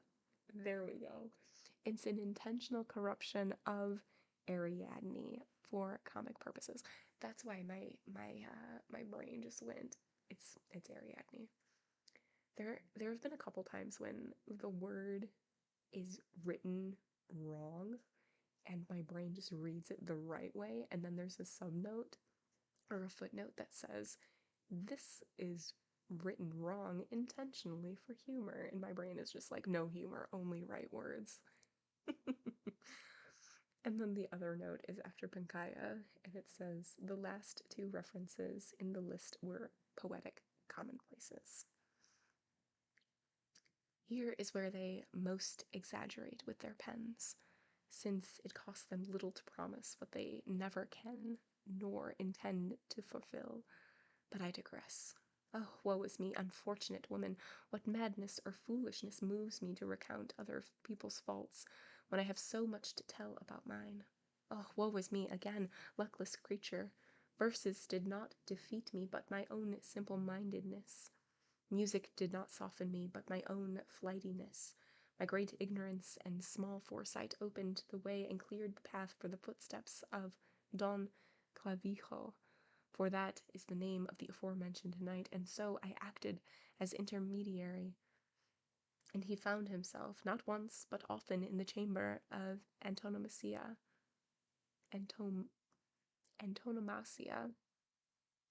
who was deceived by me, not him, for he claimed to be her true husband. Although I am a sinner, without a promise of marriage, I would not have consented to his touching the welt on the soles of her slippers. No, no, not that. Matrimony must be the principal thing in any affair of this kind that I am involved in. There was only one difficulty, and that was inequality. Don Clavijo, being an impoverished knight, and Princess Antonomasia, the heiress, as I have said, to the kingdom. For some days this tangle was concealed and hidden by my wise precautions, until it seemed to me that it would soon be revealed by a certain swelling in the belly of Antonomasia, whose fear made the three of us confer, and the result was that before this unhappy matter came to light, Don Clavijo would ask for Antonomasia's hand in marriage before the vicar on the basis of a document that the princess had written promising to be his wife, which I had dictated and made so strong that not even the strength of Samson could have broken it. Preparations were made. The vicar saw the document, and the same vicar heard the lady's confession. Her confession was plain. He ordered her placed in the house of a very honorable bailiff of the court. At this point, Sancho said, so in Candea there are also bailiffs of the court, poets, which make me swear that I imagine the whole world's the same. But, Signora Trifaldi, your grace should hurry. It's late, and I'm dying to know how this very long history ends. I will, responded the countess. And that is the end of chapter 38. I love the interruption from Sancho to be like, can we hurry this up because I want to know the end of the story. It's a great riveting story, but I'm tired. So can we wrap it up? Great. I think it's great.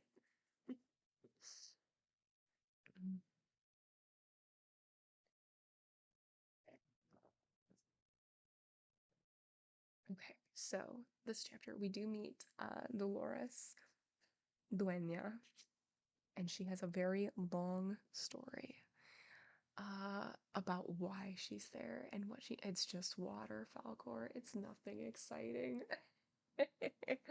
I have not had any water today, and I was like, I should probably hydrate while reading. Yeah, it's nothing fun. I hid it in a fun mug, though.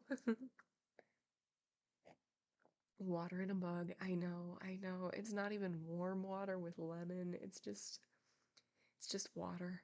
It's just room temperature water. I fooled you all, for I am a trickster. Mm-mm-mm.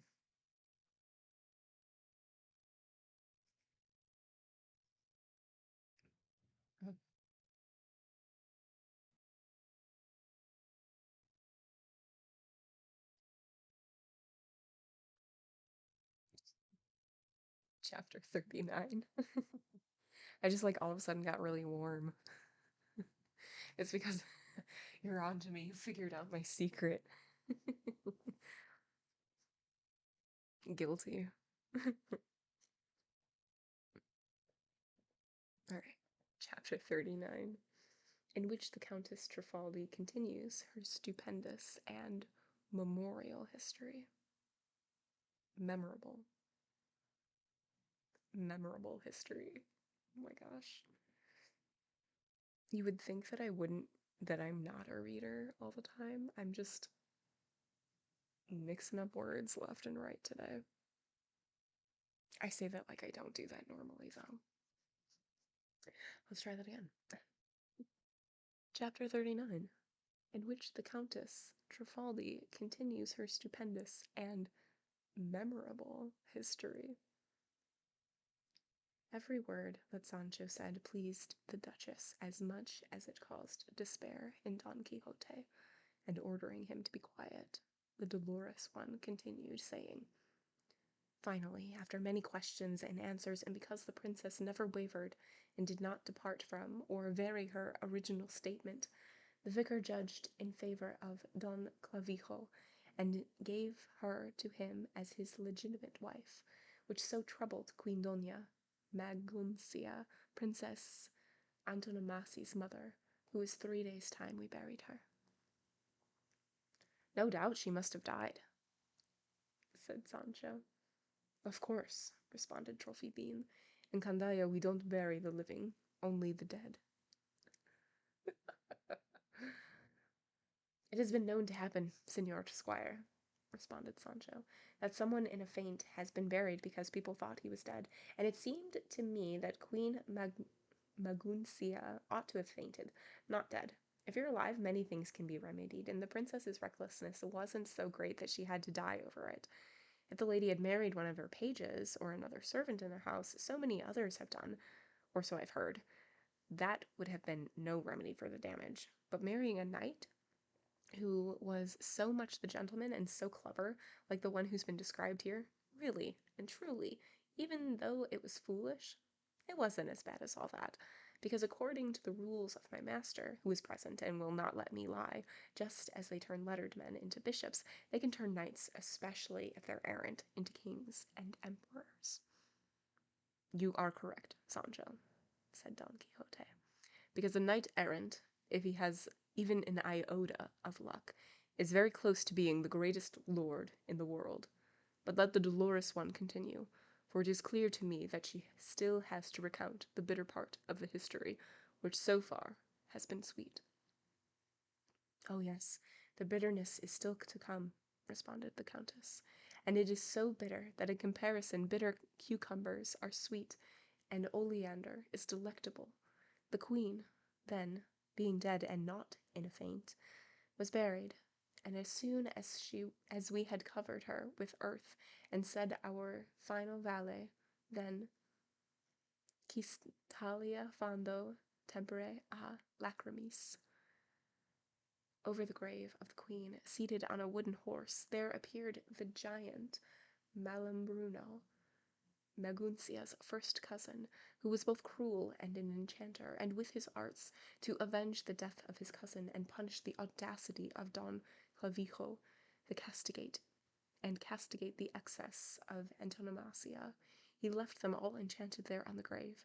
She was turned into a bronze monkey, and he into a fearsome crocodile of an unknown metal, and between the two of them stands an inscribed pillar, also of metal, and on it are written some letters in a Syrian language, which, having been translated into Candayan and now into Castilian, read as follows: These two daring lovers will not recover their original form until the valiant Manchegan comes to do battle with me in single combat.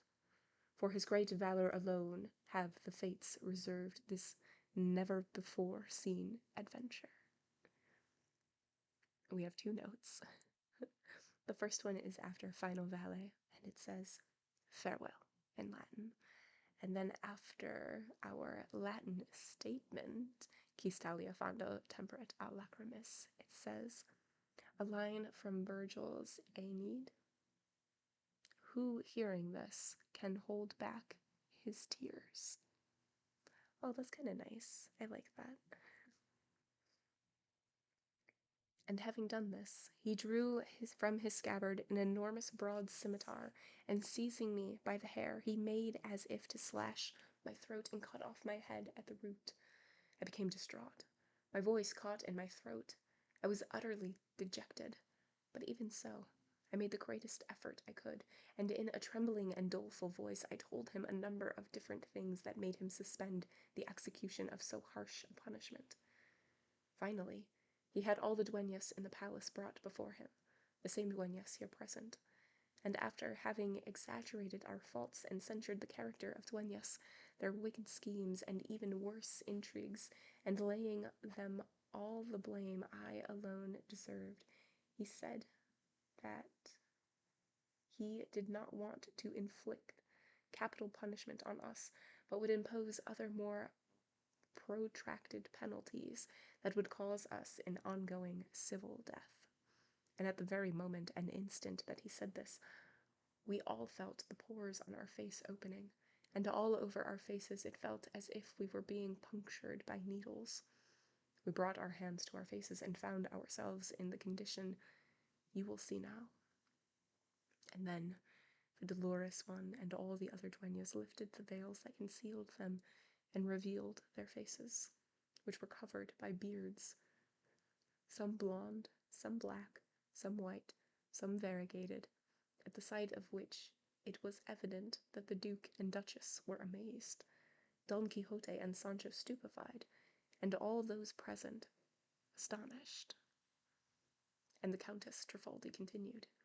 In this fashion did the evil and ill-intentioned Malambruno punish us, covering the softness and smoothness of our face with the harshness of these bristles.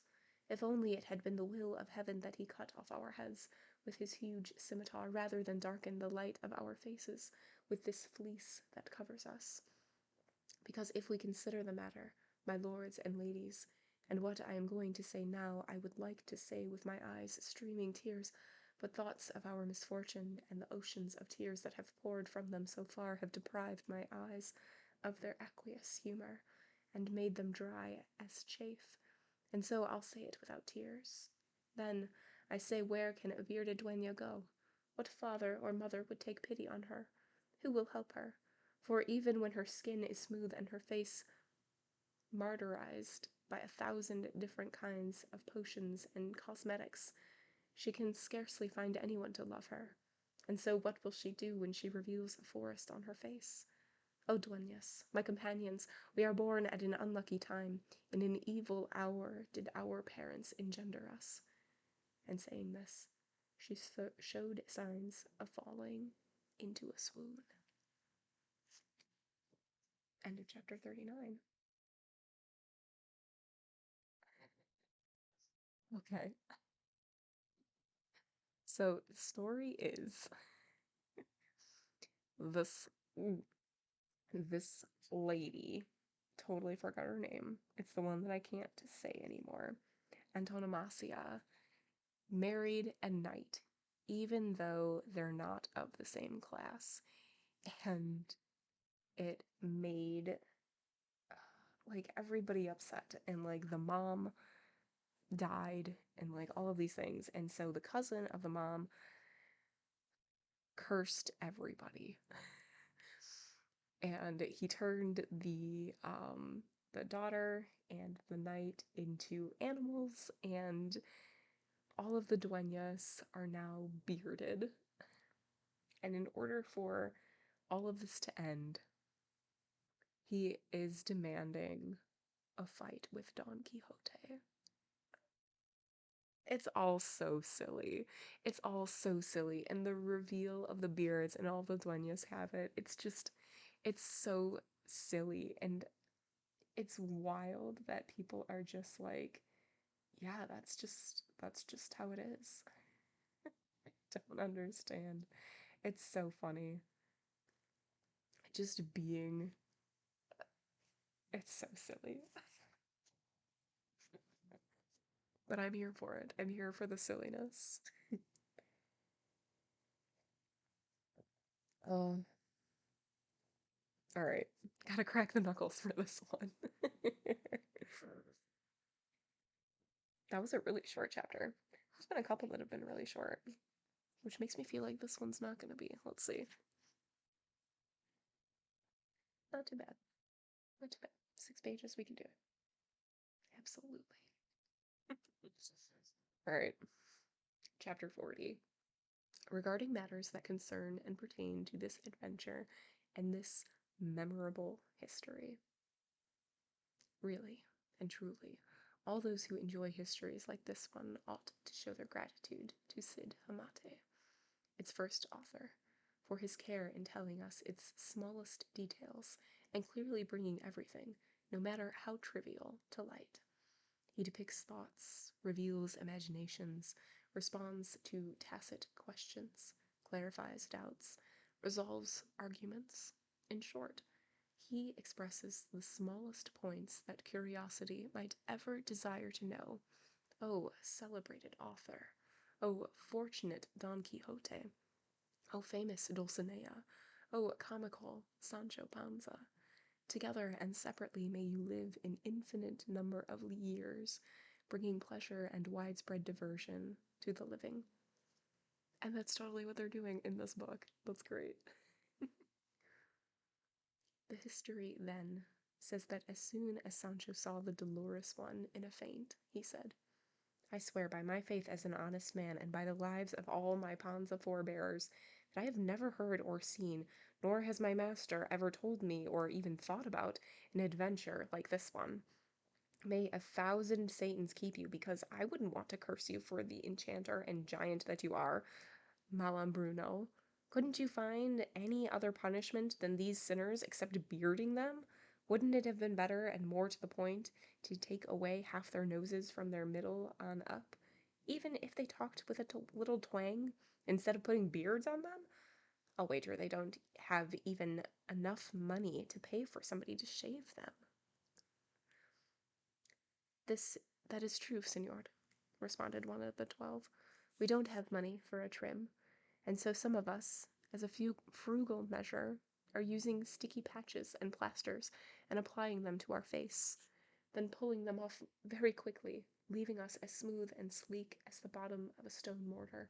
For although there are women and candaya who go from house to house to remove body hair and tweeze eyebrows and prepare lotions and cosmetics for women, we, the dueñas of my lady, never wanted to admit them, because most of them smell of being go-betweens, since they're no longer in their prime. If Don Quixote cannot bring us relief, we'll go to our graves with beards. And there is a note.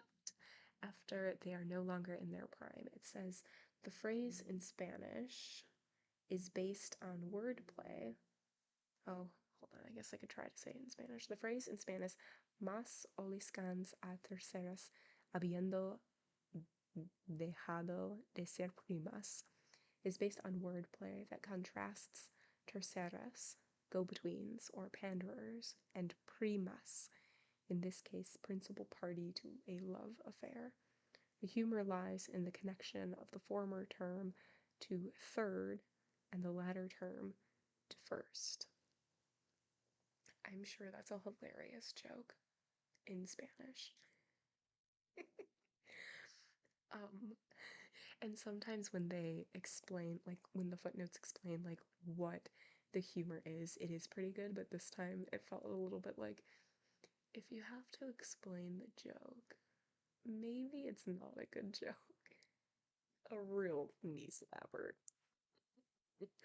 Oh man, okay. I would pluck mine out, said Don Quixote, in a Moorish land, if I could not relieve you of yours. At this point, Countess Trifaldi regained consciousness and said, the resonance of that promise, O valiant knight, reached my ears in the midst of my swoon, and is the reason I have recovered and returned to all my senses. And so once again I implore you, illustrious knight-errant and indomitable lord, to convert your gracious promise into action. There will be no delay because of me, responded Don Quixote. Tell me then, señora, what it is that I must do, for my spirit is ready to serve you." "The fact is," responded the Dolorous One, "that from here to the kingdom of Candia it is 5,000 leagues, give or take a few, if one goes by land, but if one goes by air in a straight line, it is 3,227 leagues. You also should know that Malambruno told me that when fate furnished me with a knight to be our liberator, he would send him a mount infinitely better and less perverse than any hired ones, for it is the same wooden horse on which the valiant Perez carried off and abducted the fair Magalona, and this horse is controlled by a peg on his forehead, which acts as a harness, and he flies through the air so quickly that he seems to be carried by the devils himself." And there is a note after Magalona, and it says, "Martin de Ricoeur points out that the histories of the fair Magalona, daughter of the King of Naples and Pierres, son of the Count of Provence, a provincial novel translated and adapted into almost every European language, has no reference to such a horse, though one does appear in other narrations of this type." There you go. This horse, according to an ancient tradition, was built by the wise Merlin, who lent him to Pierres, who was his friend, and with him he made great journeys and abducted, as we have said, the fair Magalona, carrying her off through the air as she sat on the horse's hindquarters, and astounding everyone who was watching them from the ground. Merlin would lend him only to those he loved dearly, or who paid him well, and from the time of the great Pierres until now, we don't know if anyone else has mounted him. Malumbrino obtained him through his arts, and has him in his power, and uses him on the journeys that he takes from time to time to different parts of the world. Today he is here, and tomorrow in France, and the next day in Pontoise. And the good thing is that this horse doesn't eat or sleep or need shoes, and he trots through the air without wings, and his gait is so smooth and even that whoever rides him can hold a cup full of water in his hand without spilling a drop. And for this reason the fair Magalona enjoyed riding him so much." Okay, and I'm checking something because I think that a name was spelled differently, and I just want to see. Yeah, okay, so this last time when Bruno was brought up, it's spelled Malumbruno, and every other time it's been mentioned, it's been Malambruno.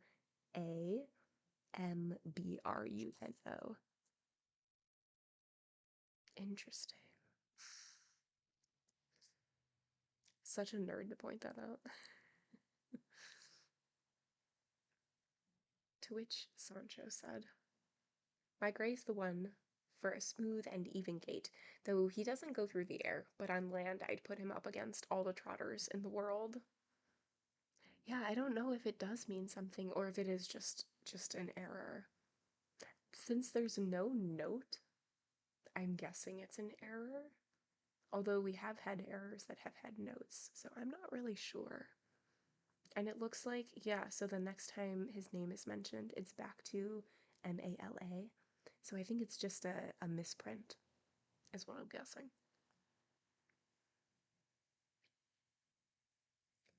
Everyone laughed, and the Dolorous One continued. "And this horse, if in fact Malambruno wants to end our misfortune, will be in our presence before the night is half an hour old, because he indicated to me that the sign he would give to let me know I had found the knight I was looking for would be to send me the horse, conveniently and speedily, wherever the knight might be." "And how many can fit on this horse?" asked Sancho. The Dolorous One responded, "2 people, one in the saddle and the other on the hindquarters, and for the most part these 2 people are knight and squire, when there is no abducted maiden." "I'd like to know, Señora Dolores," said Sancho, "what the horse's name is." It's a very good question, Sancho.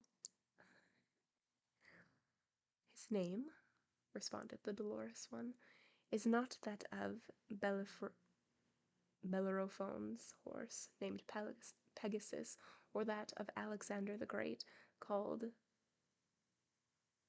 Bucephalus, or that of the furious Orlando, dubbed Brillador, much less Bayarte, who belonged to Rinaldo's de Montalban, or Frontino, who was Ruggiero's steed, or Boots, or Pirithous, which, they say, were the names of the horses of the sun.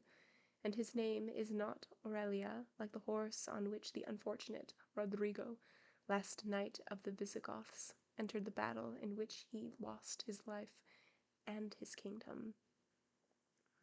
I'll wager, said Sancho, that since they didn't give him any of those famous names of well-known horses, they didn't give him the name of my master's Rocinante, which would suit him better than all those others you've mentioned.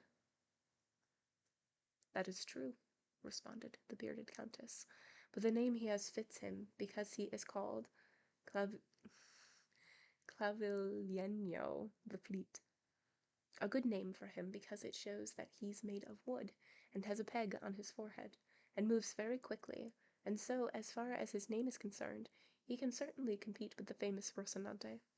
And there is, of course, a note after Clavileno the Fleet, and it says, Clavileno, like Rocinante, is a composite name, made up of clavi, from clavija, which means peg, and leño, which means wood. There we go. The more you know.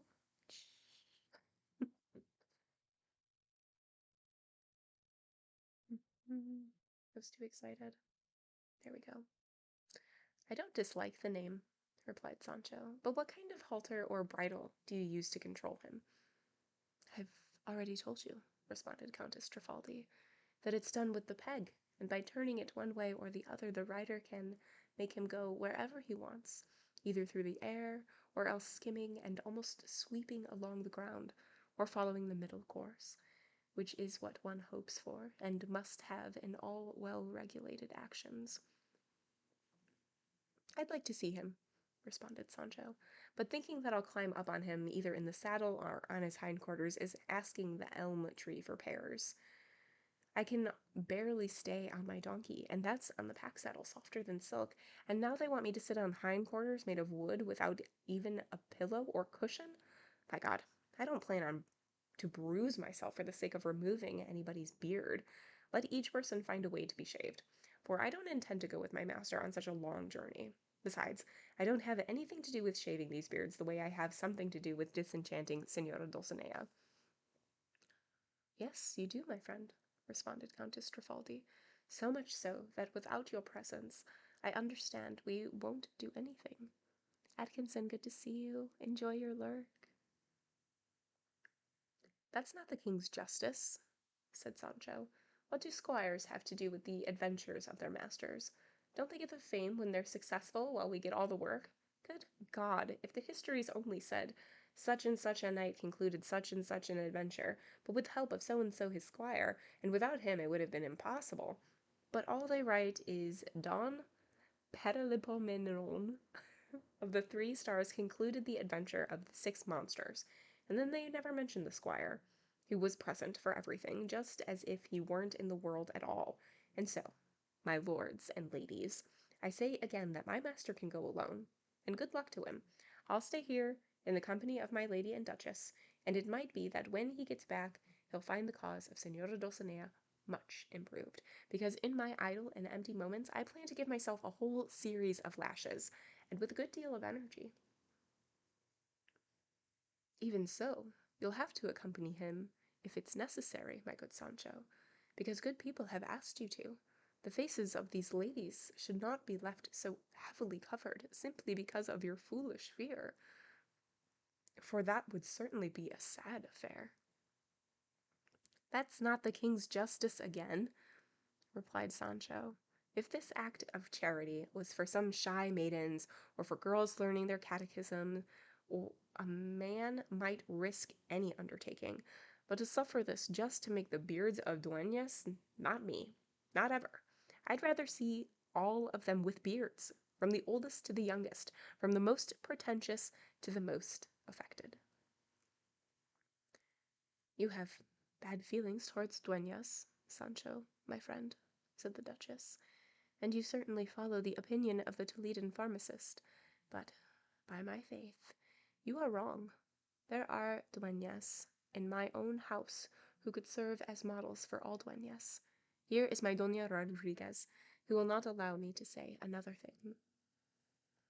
Say what you wish, your excellency, said Doña Rodriguez, for God knows the truth of everything, and whether or not we dueñas are good or bad, bearded or hairless, our mothers bore us just like all other women, and since God put us into the world, he knows the reason, and I rely on his mercy, and not on anybody's beard. Well now, Señora Rodriguez, said Don Quixote, Señora Trifaldi and company, I trust that heaven will look with kindly eyes upon your afflictions. Sancho will do what I tell him to do, whether Clavileño comes or whether I find myself in combat with Malambruno, for I know there is no razor that could shave your graces more easily than my sword could shave Malambruno's head from his shoulders. God endures the wicked, but not forever. Oh, said the Dolorous One, may all the stars of the celestial region look with benevolent eyes upon your greatness, O valiant knight, and infuse your spirit with good fortune and courage, to be the shield and protection of the abused and despised dueñesque race, hated by pharmacists, slandered by squires, and deceived by pages.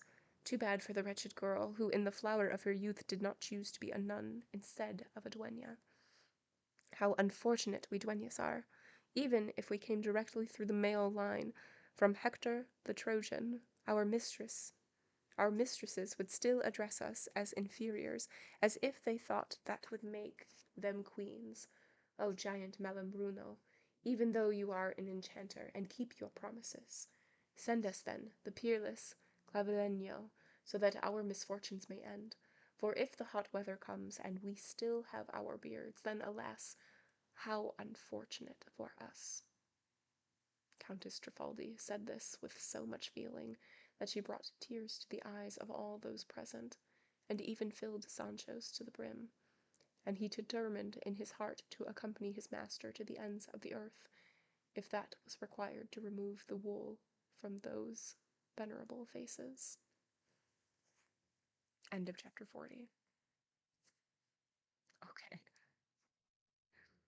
So, we now know that Malambruno has it set up that the dueñas will know that they have come in contact with Don Quixote, and they will know that Don Quixote is going because this made-up Pegasus, who's not Pegasus and not all of these other famous horses, will just show up. And there's only room for two, which is traditionally held by a knight and a knight-errant and a squire. The knight-errant in the saddle, and then the squire just on the hindquarters.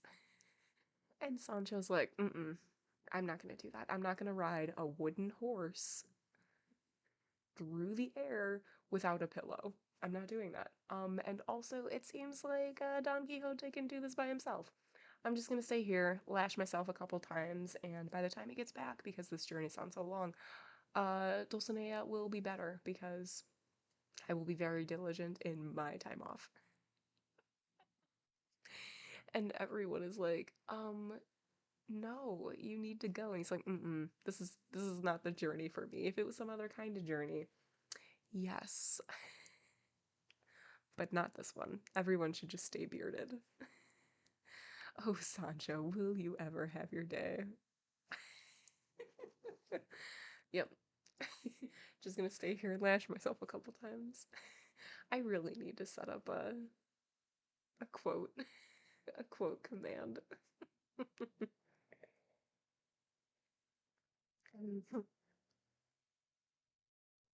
So, yeah. Will he go? Probably. Probably.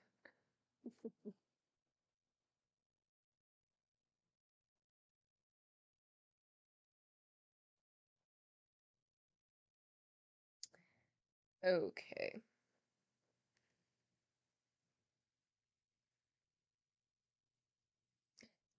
There are so many good quotes. Yes. Okay. Chapter 41. Regarding the arrival of Clavileño and the conclusion of the lengthy adventure. Ooh, so are we gonna get this whole side quest? Bing bang, bing bang boomed? It's now a verb. I don't know if you knew that. Maybe. Let's find out. By now, night had arrived, and with it the moment set for the arrival of the famous horse, Clavileño, whose tardiness had begun to trouble Don Quixote, for he thought that since Malambruno had delayed in sending him, either he was not the knight for whom the adventure was intended, or Malambruno did not dare to meet him in single combat. But here you will see how 4 savages suddenly entered the garden, all of them dressed in green ivy and carrying on their shoulders a large wooden horse. They placed his feet on the ground, and one of them said, "Okay, I really don't like the use of savages in these older books, and it always like comes as a surprise, and it's usually um like race. So, like some of the times it's class, which goes hand in hand with race a lot of times, but I don't like it. It's a very aggressive word, which I understand why, because it is an aggressive like feeling, but I don't like it. And it always takes me by surprise. Okay, another thing about these old books, good quotes, however, not so good things. Yeah, yeah. Like you'll just be going along and then all of a sudden, upset. Okay. Let whoever is brave enough climb onto this machine. Well, said Sancho, I won't climb on because I'm not brave enough and I'm not a knight.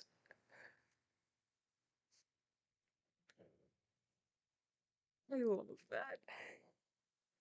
Sancho's like, well, it's not me. I'm not brave enough. Well, off you go, bud. And he continued, saying, and let his squire, if he has one, sit on the hindquarters and trust in the valiant Malambruno, because unless it is by Malambruno's sword, he will not be harmed by any other sword, or by any other kind of wickedness.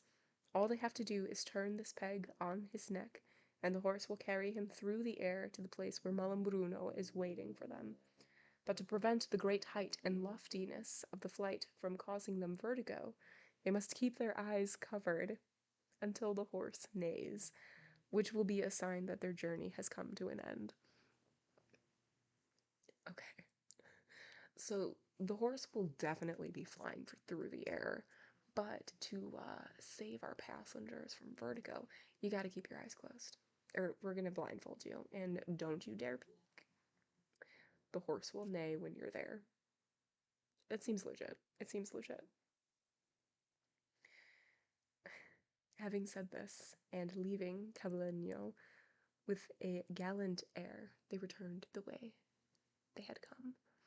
As soon as she saw the horse, the dolorous one, almost in tears, said to Don Quixote, Valiant knight, the promises of Malambruno have come true. The horse is here. Our beards are growing, and all of us, with every hair of our beards, implore you to shave and clip us. For all you have to do is climb onto the horse with your squire and give a joyful beginning to your uncommon journey. Hope squires get a good health plan. That I shall do, Signora Countess Trifaldi, very willingly, and even more joyfully, not troubling to find a cushion or put on spurs in order not to delay. So great is the desire I have to see you, Signora, and all these dueñas smooth-faced and clean. That I shall not do, said Sancho. By no means, not willingly, or any other way. And if this shaving can't be done unless I climb onto these hindquarters, then my master can find another squire to accompany him, and these ladies another way to smooth their faces. I'm not a wizard who likes flying through the air, and what will my insulanos say when they find out that their governor goes traveling on the wind? And one other thing, since it's more than 3,000 leagues from here to Candaya, if the horse gets tired or the giant gets angry, it'll take us more than half a dozen years to get back, and by then there won't be any insulas or insulos left in the world that recognize me. And since it's a common saying that danger lies in delay, when they give you a heifer, you'd better hurry over with the rope. May the beard of these ladies forgive me, but St. Peter's fine in Rome. I mean that I'm fine in this house, where I have received so many favors and where I expect a great benefit from its master, which is being a governor. To which the Duke said, Sancho, my friend, the insula I have promised you is neither movable nor transitory. It has roots growing so deep in the depths of the earth that 3 pools will not tear it out or move it from where it is now. And you must know that I know that no position of any distinction is won without some sort of bribe. Sometimes more, sometimes less, and the one I want for this governorship is for you to go with your master, Don Quixote, and bring this memorable adventure to an end and a conclusion, regardless of whether you return on Clavileño in the brief time his speed promises, or a contrary fortune returns and brings you back on foot, a pilgrim going from hostelry to hostelry and inn to inn. Whenever you return, you will find your insula where you left it, and your insulanos with the same desire they have always had to welcome you as their governor. And my intention will be the same. Have no doubt about the truth of this, Señor Sancho, for that would be a clear affront to the desire I have to serve you. No more, Señor, said Sancho. I'm a poor squire, and I can't carry the burden of so many courtesies. Let my master climb on, and have them cover these eyes of mine, and commend me to God, and tell me, when we travel through heights, I'll be able to commend myself to our Lord, or invoke whatever angel forgives me. To which Trifaldi responded, Sancho, you certainly can commend yourself to God, or anyone you wish, for Bruno, though an enchanter, is a Christian, and he does his enchantments with a good deal of wisdom and care, and doesn't interfere with anybody. Well then, may God help me, and the Holy Trinity of Gaeta. There's a note, and it says, Sancho mentions this same Neapolitan monastery during the adventure of the cave of Montesinos, when he blesses Don Quixote before his descent in chapter 22. Not since the memorable adventure of the water wheels, said Don Quixote, have I seen Sancho as fearful as he is now, and if I were as superstitious as others, his pusillanimity? What? Na na na na na. Pusillanimity. Nightbot's taking a nap, you don't get to know. It's like, no. Sorry. Sorry, bruh. It's fine. I just wanted to learn how to pronounce.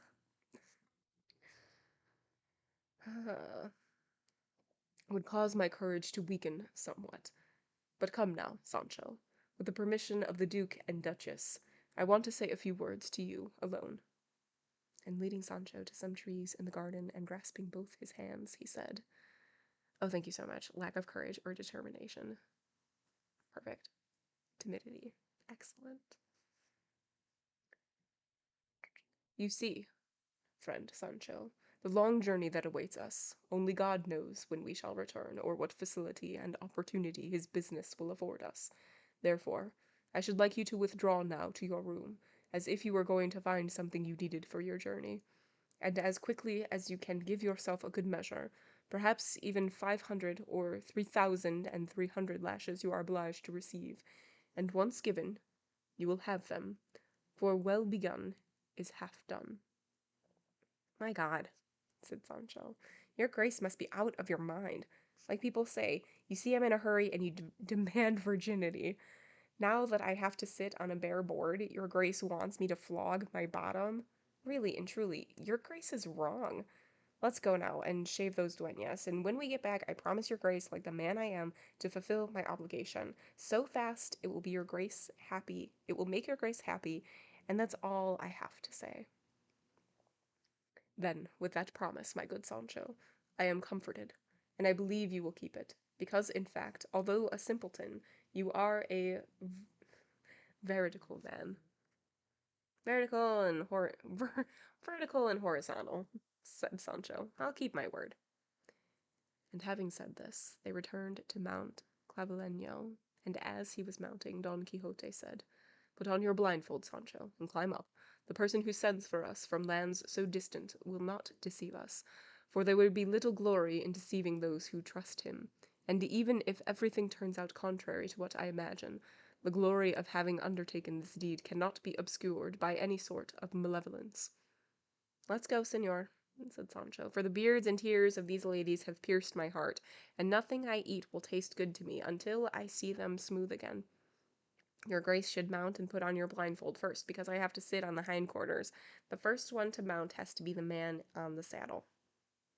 "That is true," replied Don Quixote, and taking a handkerchief from his pocket, he asked the dolorous one to cover her eyes very carefully, and when she had covered them, he uncovered them again and said, "If I remember correctly, I have read in Virgil about the Palladium of Troy, a wooden horse the Greeks presented to the goddess Pallas, which was pregnant with armed knights who subsequently caused the total ruin of Troy, and so it would be worth while first to see what Clavileños is carrying in his stomach."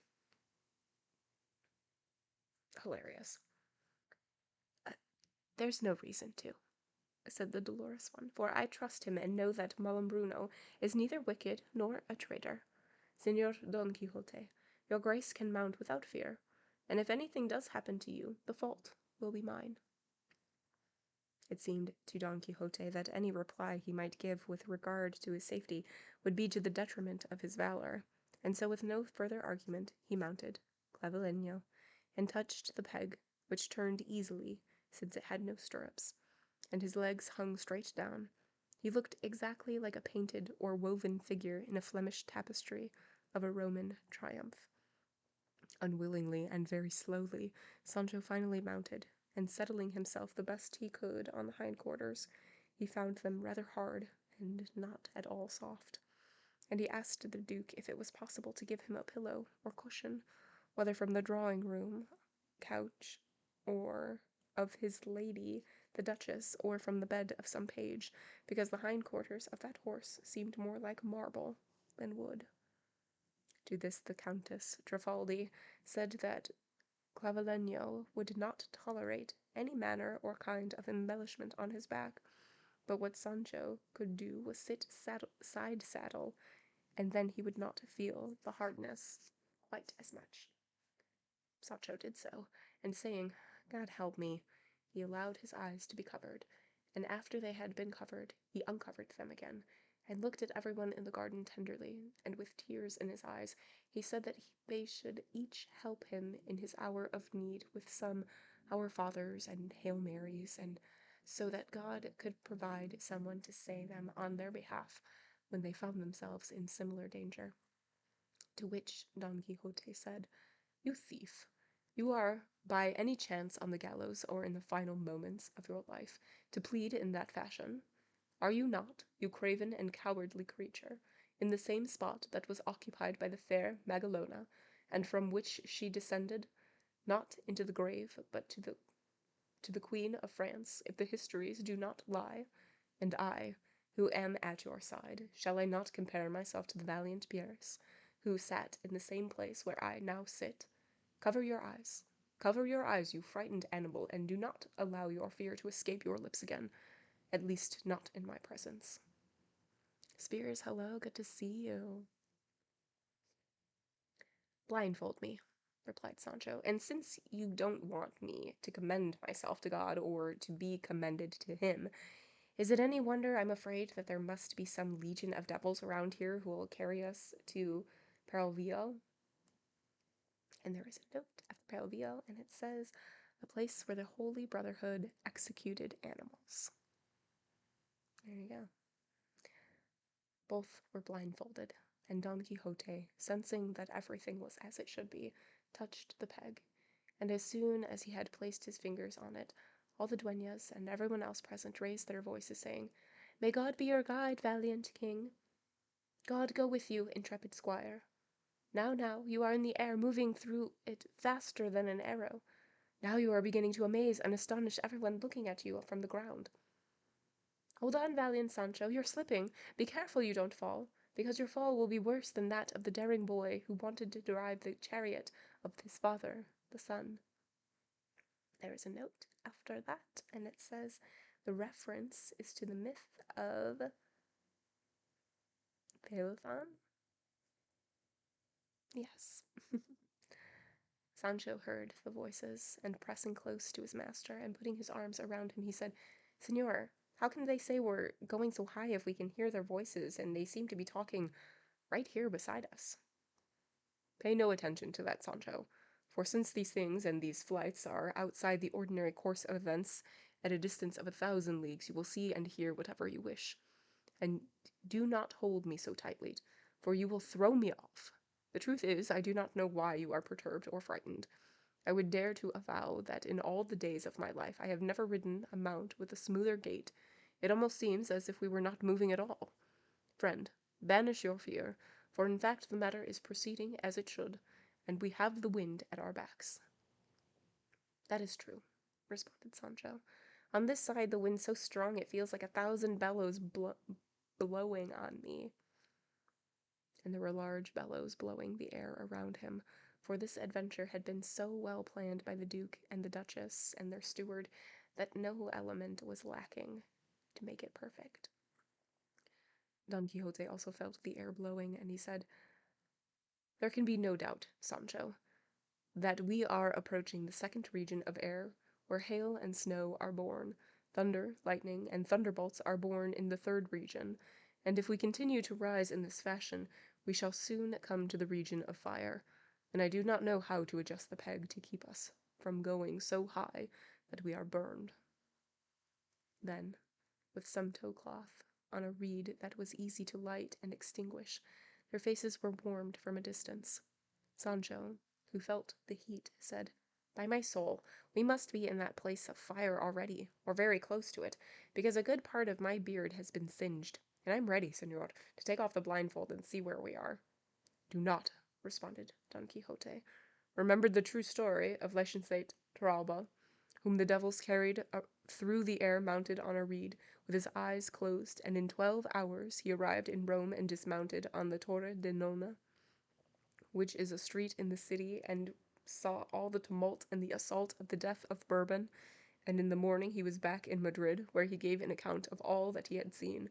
He himself said that while he was flying through the air, the devil told him to open his eyes, and he opened them, and he saw himself so close, or so it seemed, to the body of the moon, that he could have grasped it with his hand, and he did not dare look down at the earth lest he faint.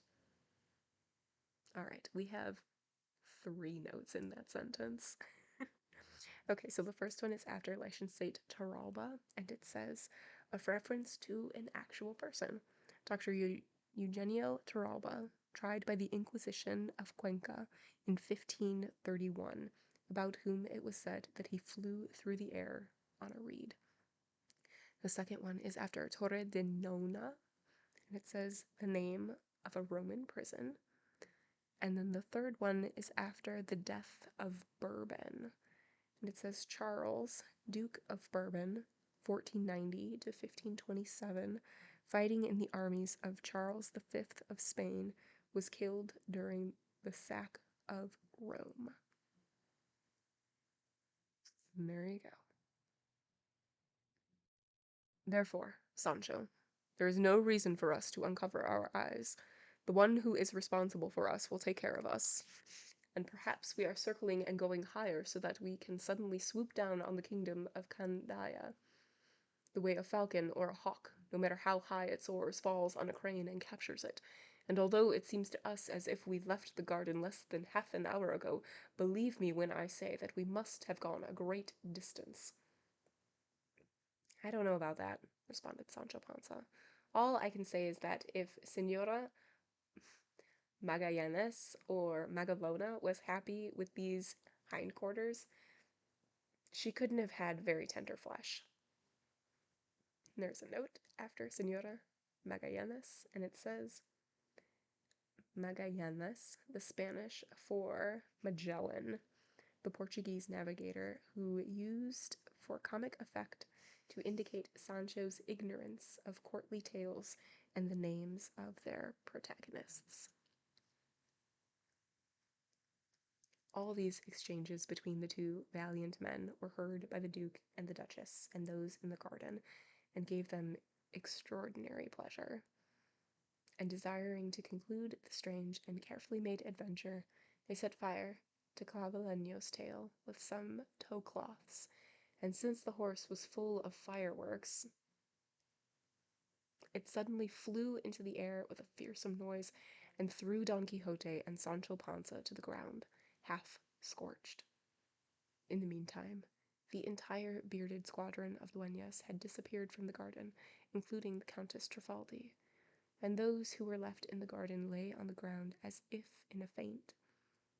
Don Quixote and Sancho, badly bruised, rose to their feet, and looking all around them, they were astonished to find themselves in the same garden from which they had departed, and to see such a large number of the people lying on the ground, and their stupefaction was even greater when, on one side of the garden, they saw a huge lance driven into the ground, and hanging from it, by two cords of green silk, a smooth, white parchment, on which, in large gold letters, the following was written: The illustrious knight Don Quixote of the Mancha has finished and concluded the adventure of the Countess Trifaldi, also called the Dolorous Dueña, and company, by simply attempting it. Malambruno considered himself completely satisfied and entirely content.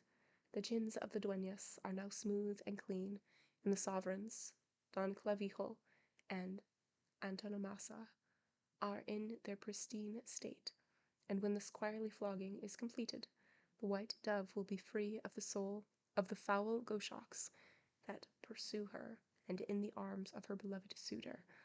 So it has been ordained by the wise Merlin, protenchanter of all enchanters.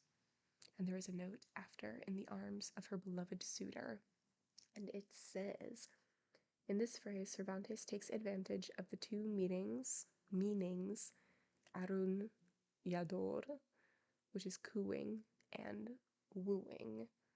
I've translated it as suitor, hoping that the idea of billing and cooing is implicit in the word.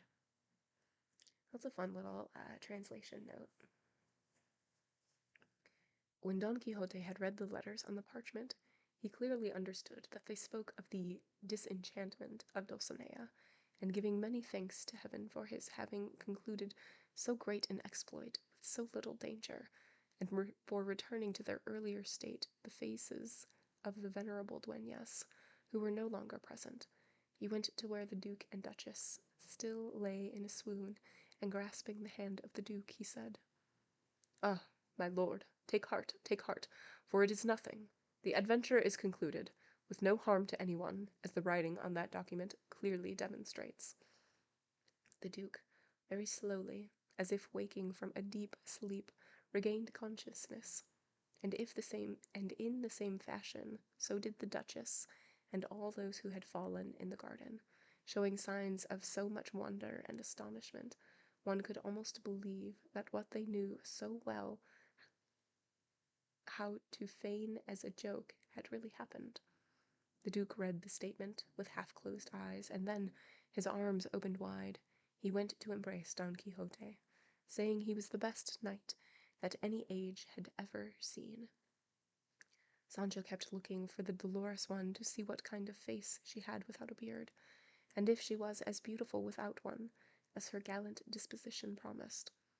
But they told him that as soon as Clavileño descended in flames through the air and landed on the ground, the entire squadron of dueñas, including Countess Trifaldi, had dispersed, by which time they were already hairless and free of stubble. The Duchess asked Sancho how things had gone for him on his long journey, to which Sancho responded, "Señora, I felt that we were flying." Oh, this is Sancho. Excuse me, sorry. "Señora, I felt that we were flying, like my master said, through the region of fire, and I wanted to uncover my eyes a little, but my master, who I asked for permission to uncover my eyes, did not agree. But since I have some dab of curiosity in me, I want to know what people try to stop me and keep me from knowing, very carefully, without anybody seeing. Right at my nose, I pushed aside just a little bit of the handkerchief that was covering my eyes, and I looked down at the earth, and it seemed to me that it was no larger than a mustard seed, and the men walking on it much bigger than hazelnuts. So you can see how high we must have been flying." To this the Duchess said, "Sancho, my friend, think about what you are saying. It seems you did not see the earth, but only the men walking on it, for it is clear that if the earth looked to you like a mustard seed, and each man like a hazelnut, only one man could have covered the entire earth." "That's true," responded Sancho, "but even so, I lifted up the blindfold just a little on one side, and I saw all of it." "Look, Sancho," said the Duchess, "from just one side you can't see all of whatever you may be looking at." "I don't know about those lookings," replied Sancho. "All I know is that it would be nice if your ladyship would understand that since we were flying by enchantment I could see all of the earth and all the men, no matter how I looked at them. And if you don't believe me, your grace also won't believe me when I say that moving the blindfold near my eyebrows, I saw myself so close to the sky that there was less than a span and a half between it and me, and I swear, señora, that it's also very big. And as it happened, we were passing by the 7 nanny goats, and by God and my immortal soul, since I was a goat herd when I was a boy at home, as soon as I saw them, I wanted to spend a little time with them, and if I couldn't, I thought I would die." There is a note after nanny goats, and it says, "The constellation of the Pleiades." So quick as you please, what do I do? Without saying anything to anybody, not even my master, very quietly and gently, I got down from Clavileño and I played with the nanny goats, and they're as sweet as gillyflowers for almost 3/4 of an hour, and Clavileño didn't move from the spot or move forward. "And while your good Sancho was amusing himself with the goats," said the Duke, "what was Señor Don Quixote doing?" To which Don Quixote responded, "Since all these things and all these occurrences lie outside the natural order, it is no surprise that Sancho says what he says. As for myself, I can say that I did not lift the blindfold at the top or the bottom, nor did I see the sky, the earth, the sea, or the sands. It is entirely true that I felt as if I had passed through the region of air, and even touched the region of fire, but I cannot believe we passed beyond that, for since the region of fire lies between the sphere of the moon and the final region of air, we could not reach the sphere of the 7 nanny goats that Sancho has mentioned without being burned, and since we are not burned, either Sancho is lying, or Sancho is dreaming." "I'm not lying, and I'm not dreaming," responded Sancho, "and if you don't believe me, just ask me about what those goats look like, and then you'll see if I'm telling the truth or not." "Tell us, Sancho," said the Duchess. "2 of them," responded Sancho, "are green, 2 are red, 2 are blue, and 1 is a mix." "That's a new kind of nanny goat," said the Duke, "and in our region of the ground they don't have those colors. I mean, goats that are those colors." "That's very clear," said Sancho. "Yes, that must be the difference between goats in the sky and goats on the ground." "Tell me, Sancho," asked the Duke, "up there with all those nanny goats, did you see any males?" And there is a note after that, and it says, The wordplay here does not translate into English. Oh, that's a bad word in Spanish. I guess we're going to say it because then it won't make any sense for the rest of the note. Cabron is both male goat and cuckold. The sign of the cuckold is horns, as in the horns of the moon in the next sentence. Ooh, dish. That's a bad word. No, senor, responded Sancho, but I heard that not one of them has passed beyond the horns of the moon. They did not wish to ask him anything else about his journey, because it seemed to them that Sancho was prepared to wander through all the spheres and give an accounting of everything he had seen there without having moved from the garden. In short, this was the end of the adventure of the Dolorous Dueña, which gave the Duke and the Duchess reason to laugh, not only then, but for the rest of their lives. And Sancho something to talk about for centuries, if he were to live that long.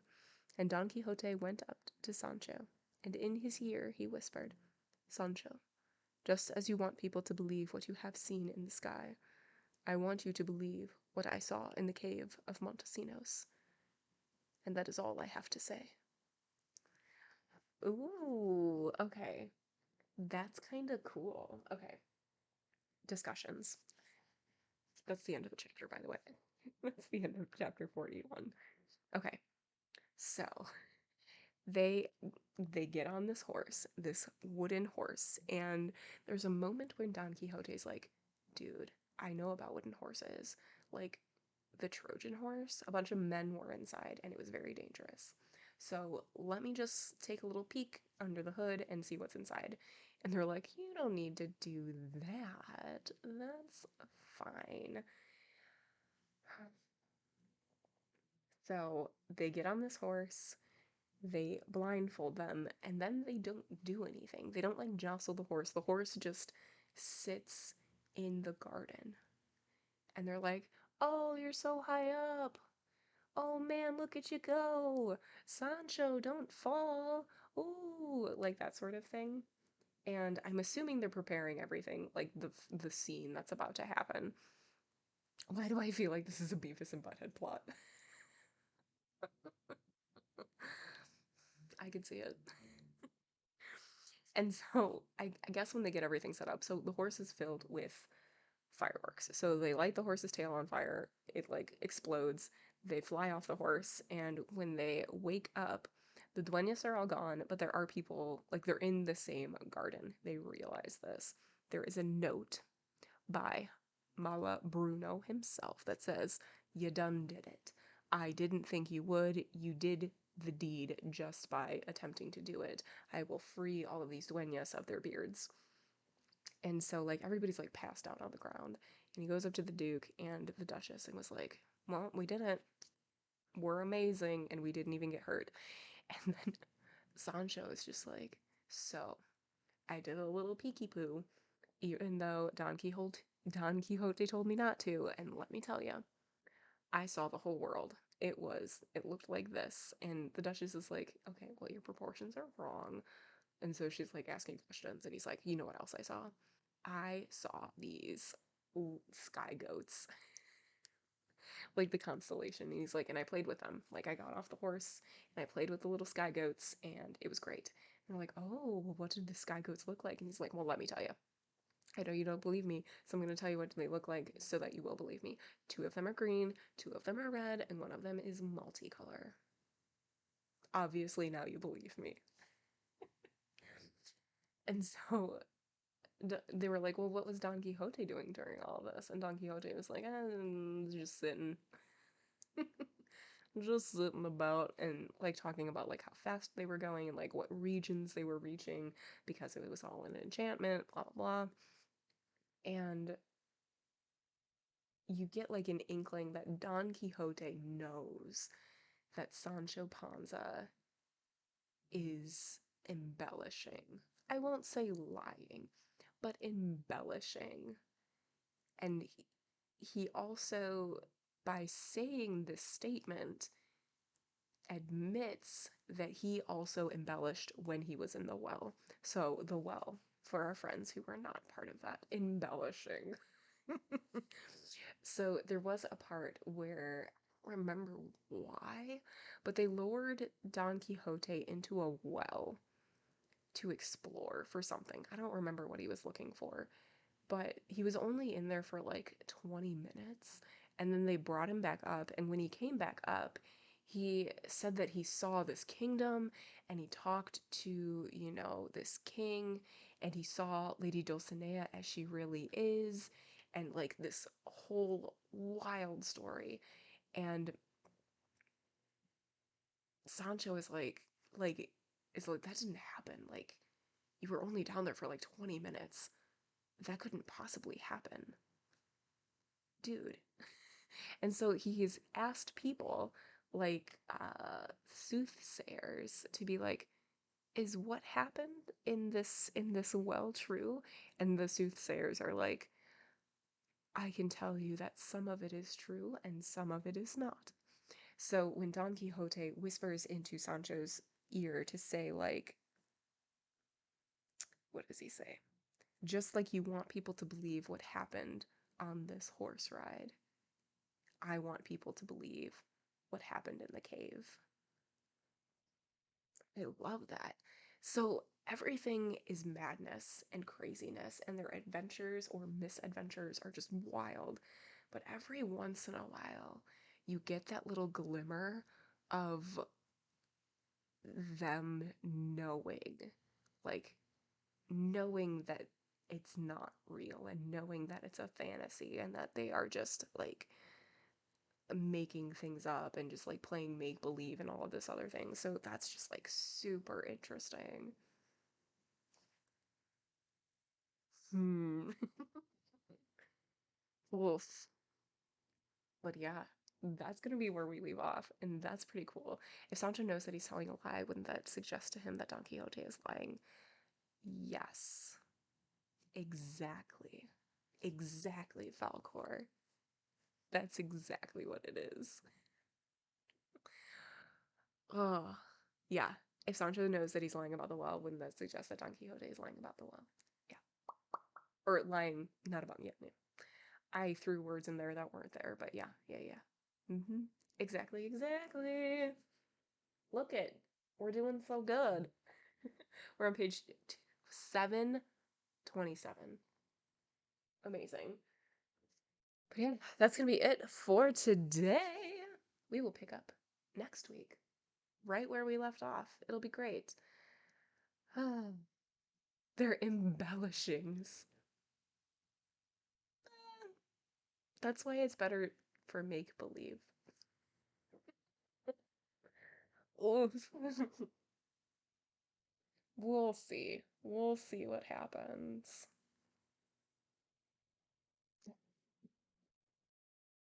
All right, that's gonna be it for today. Thank you all so much for being here. You love my summaries. Thank you.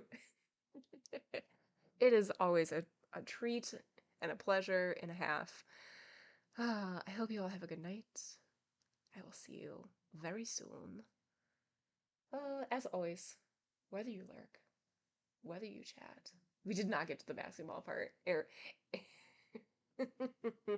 Air Don Quixote did not happen yet. Maddie, hello. Thank you so much for the follow. You caught us right at the very end. But hello, hello, and goodbye. So, yeah, I hope you all have a great rest of your day. I hope you have a great weekend. I will see you. I am in fluent in ASMR. All right, have a good one. And as always, whether you lurk, whether you chat, I 1000% appreciate you. And I 1000% appreciate your support. Bye.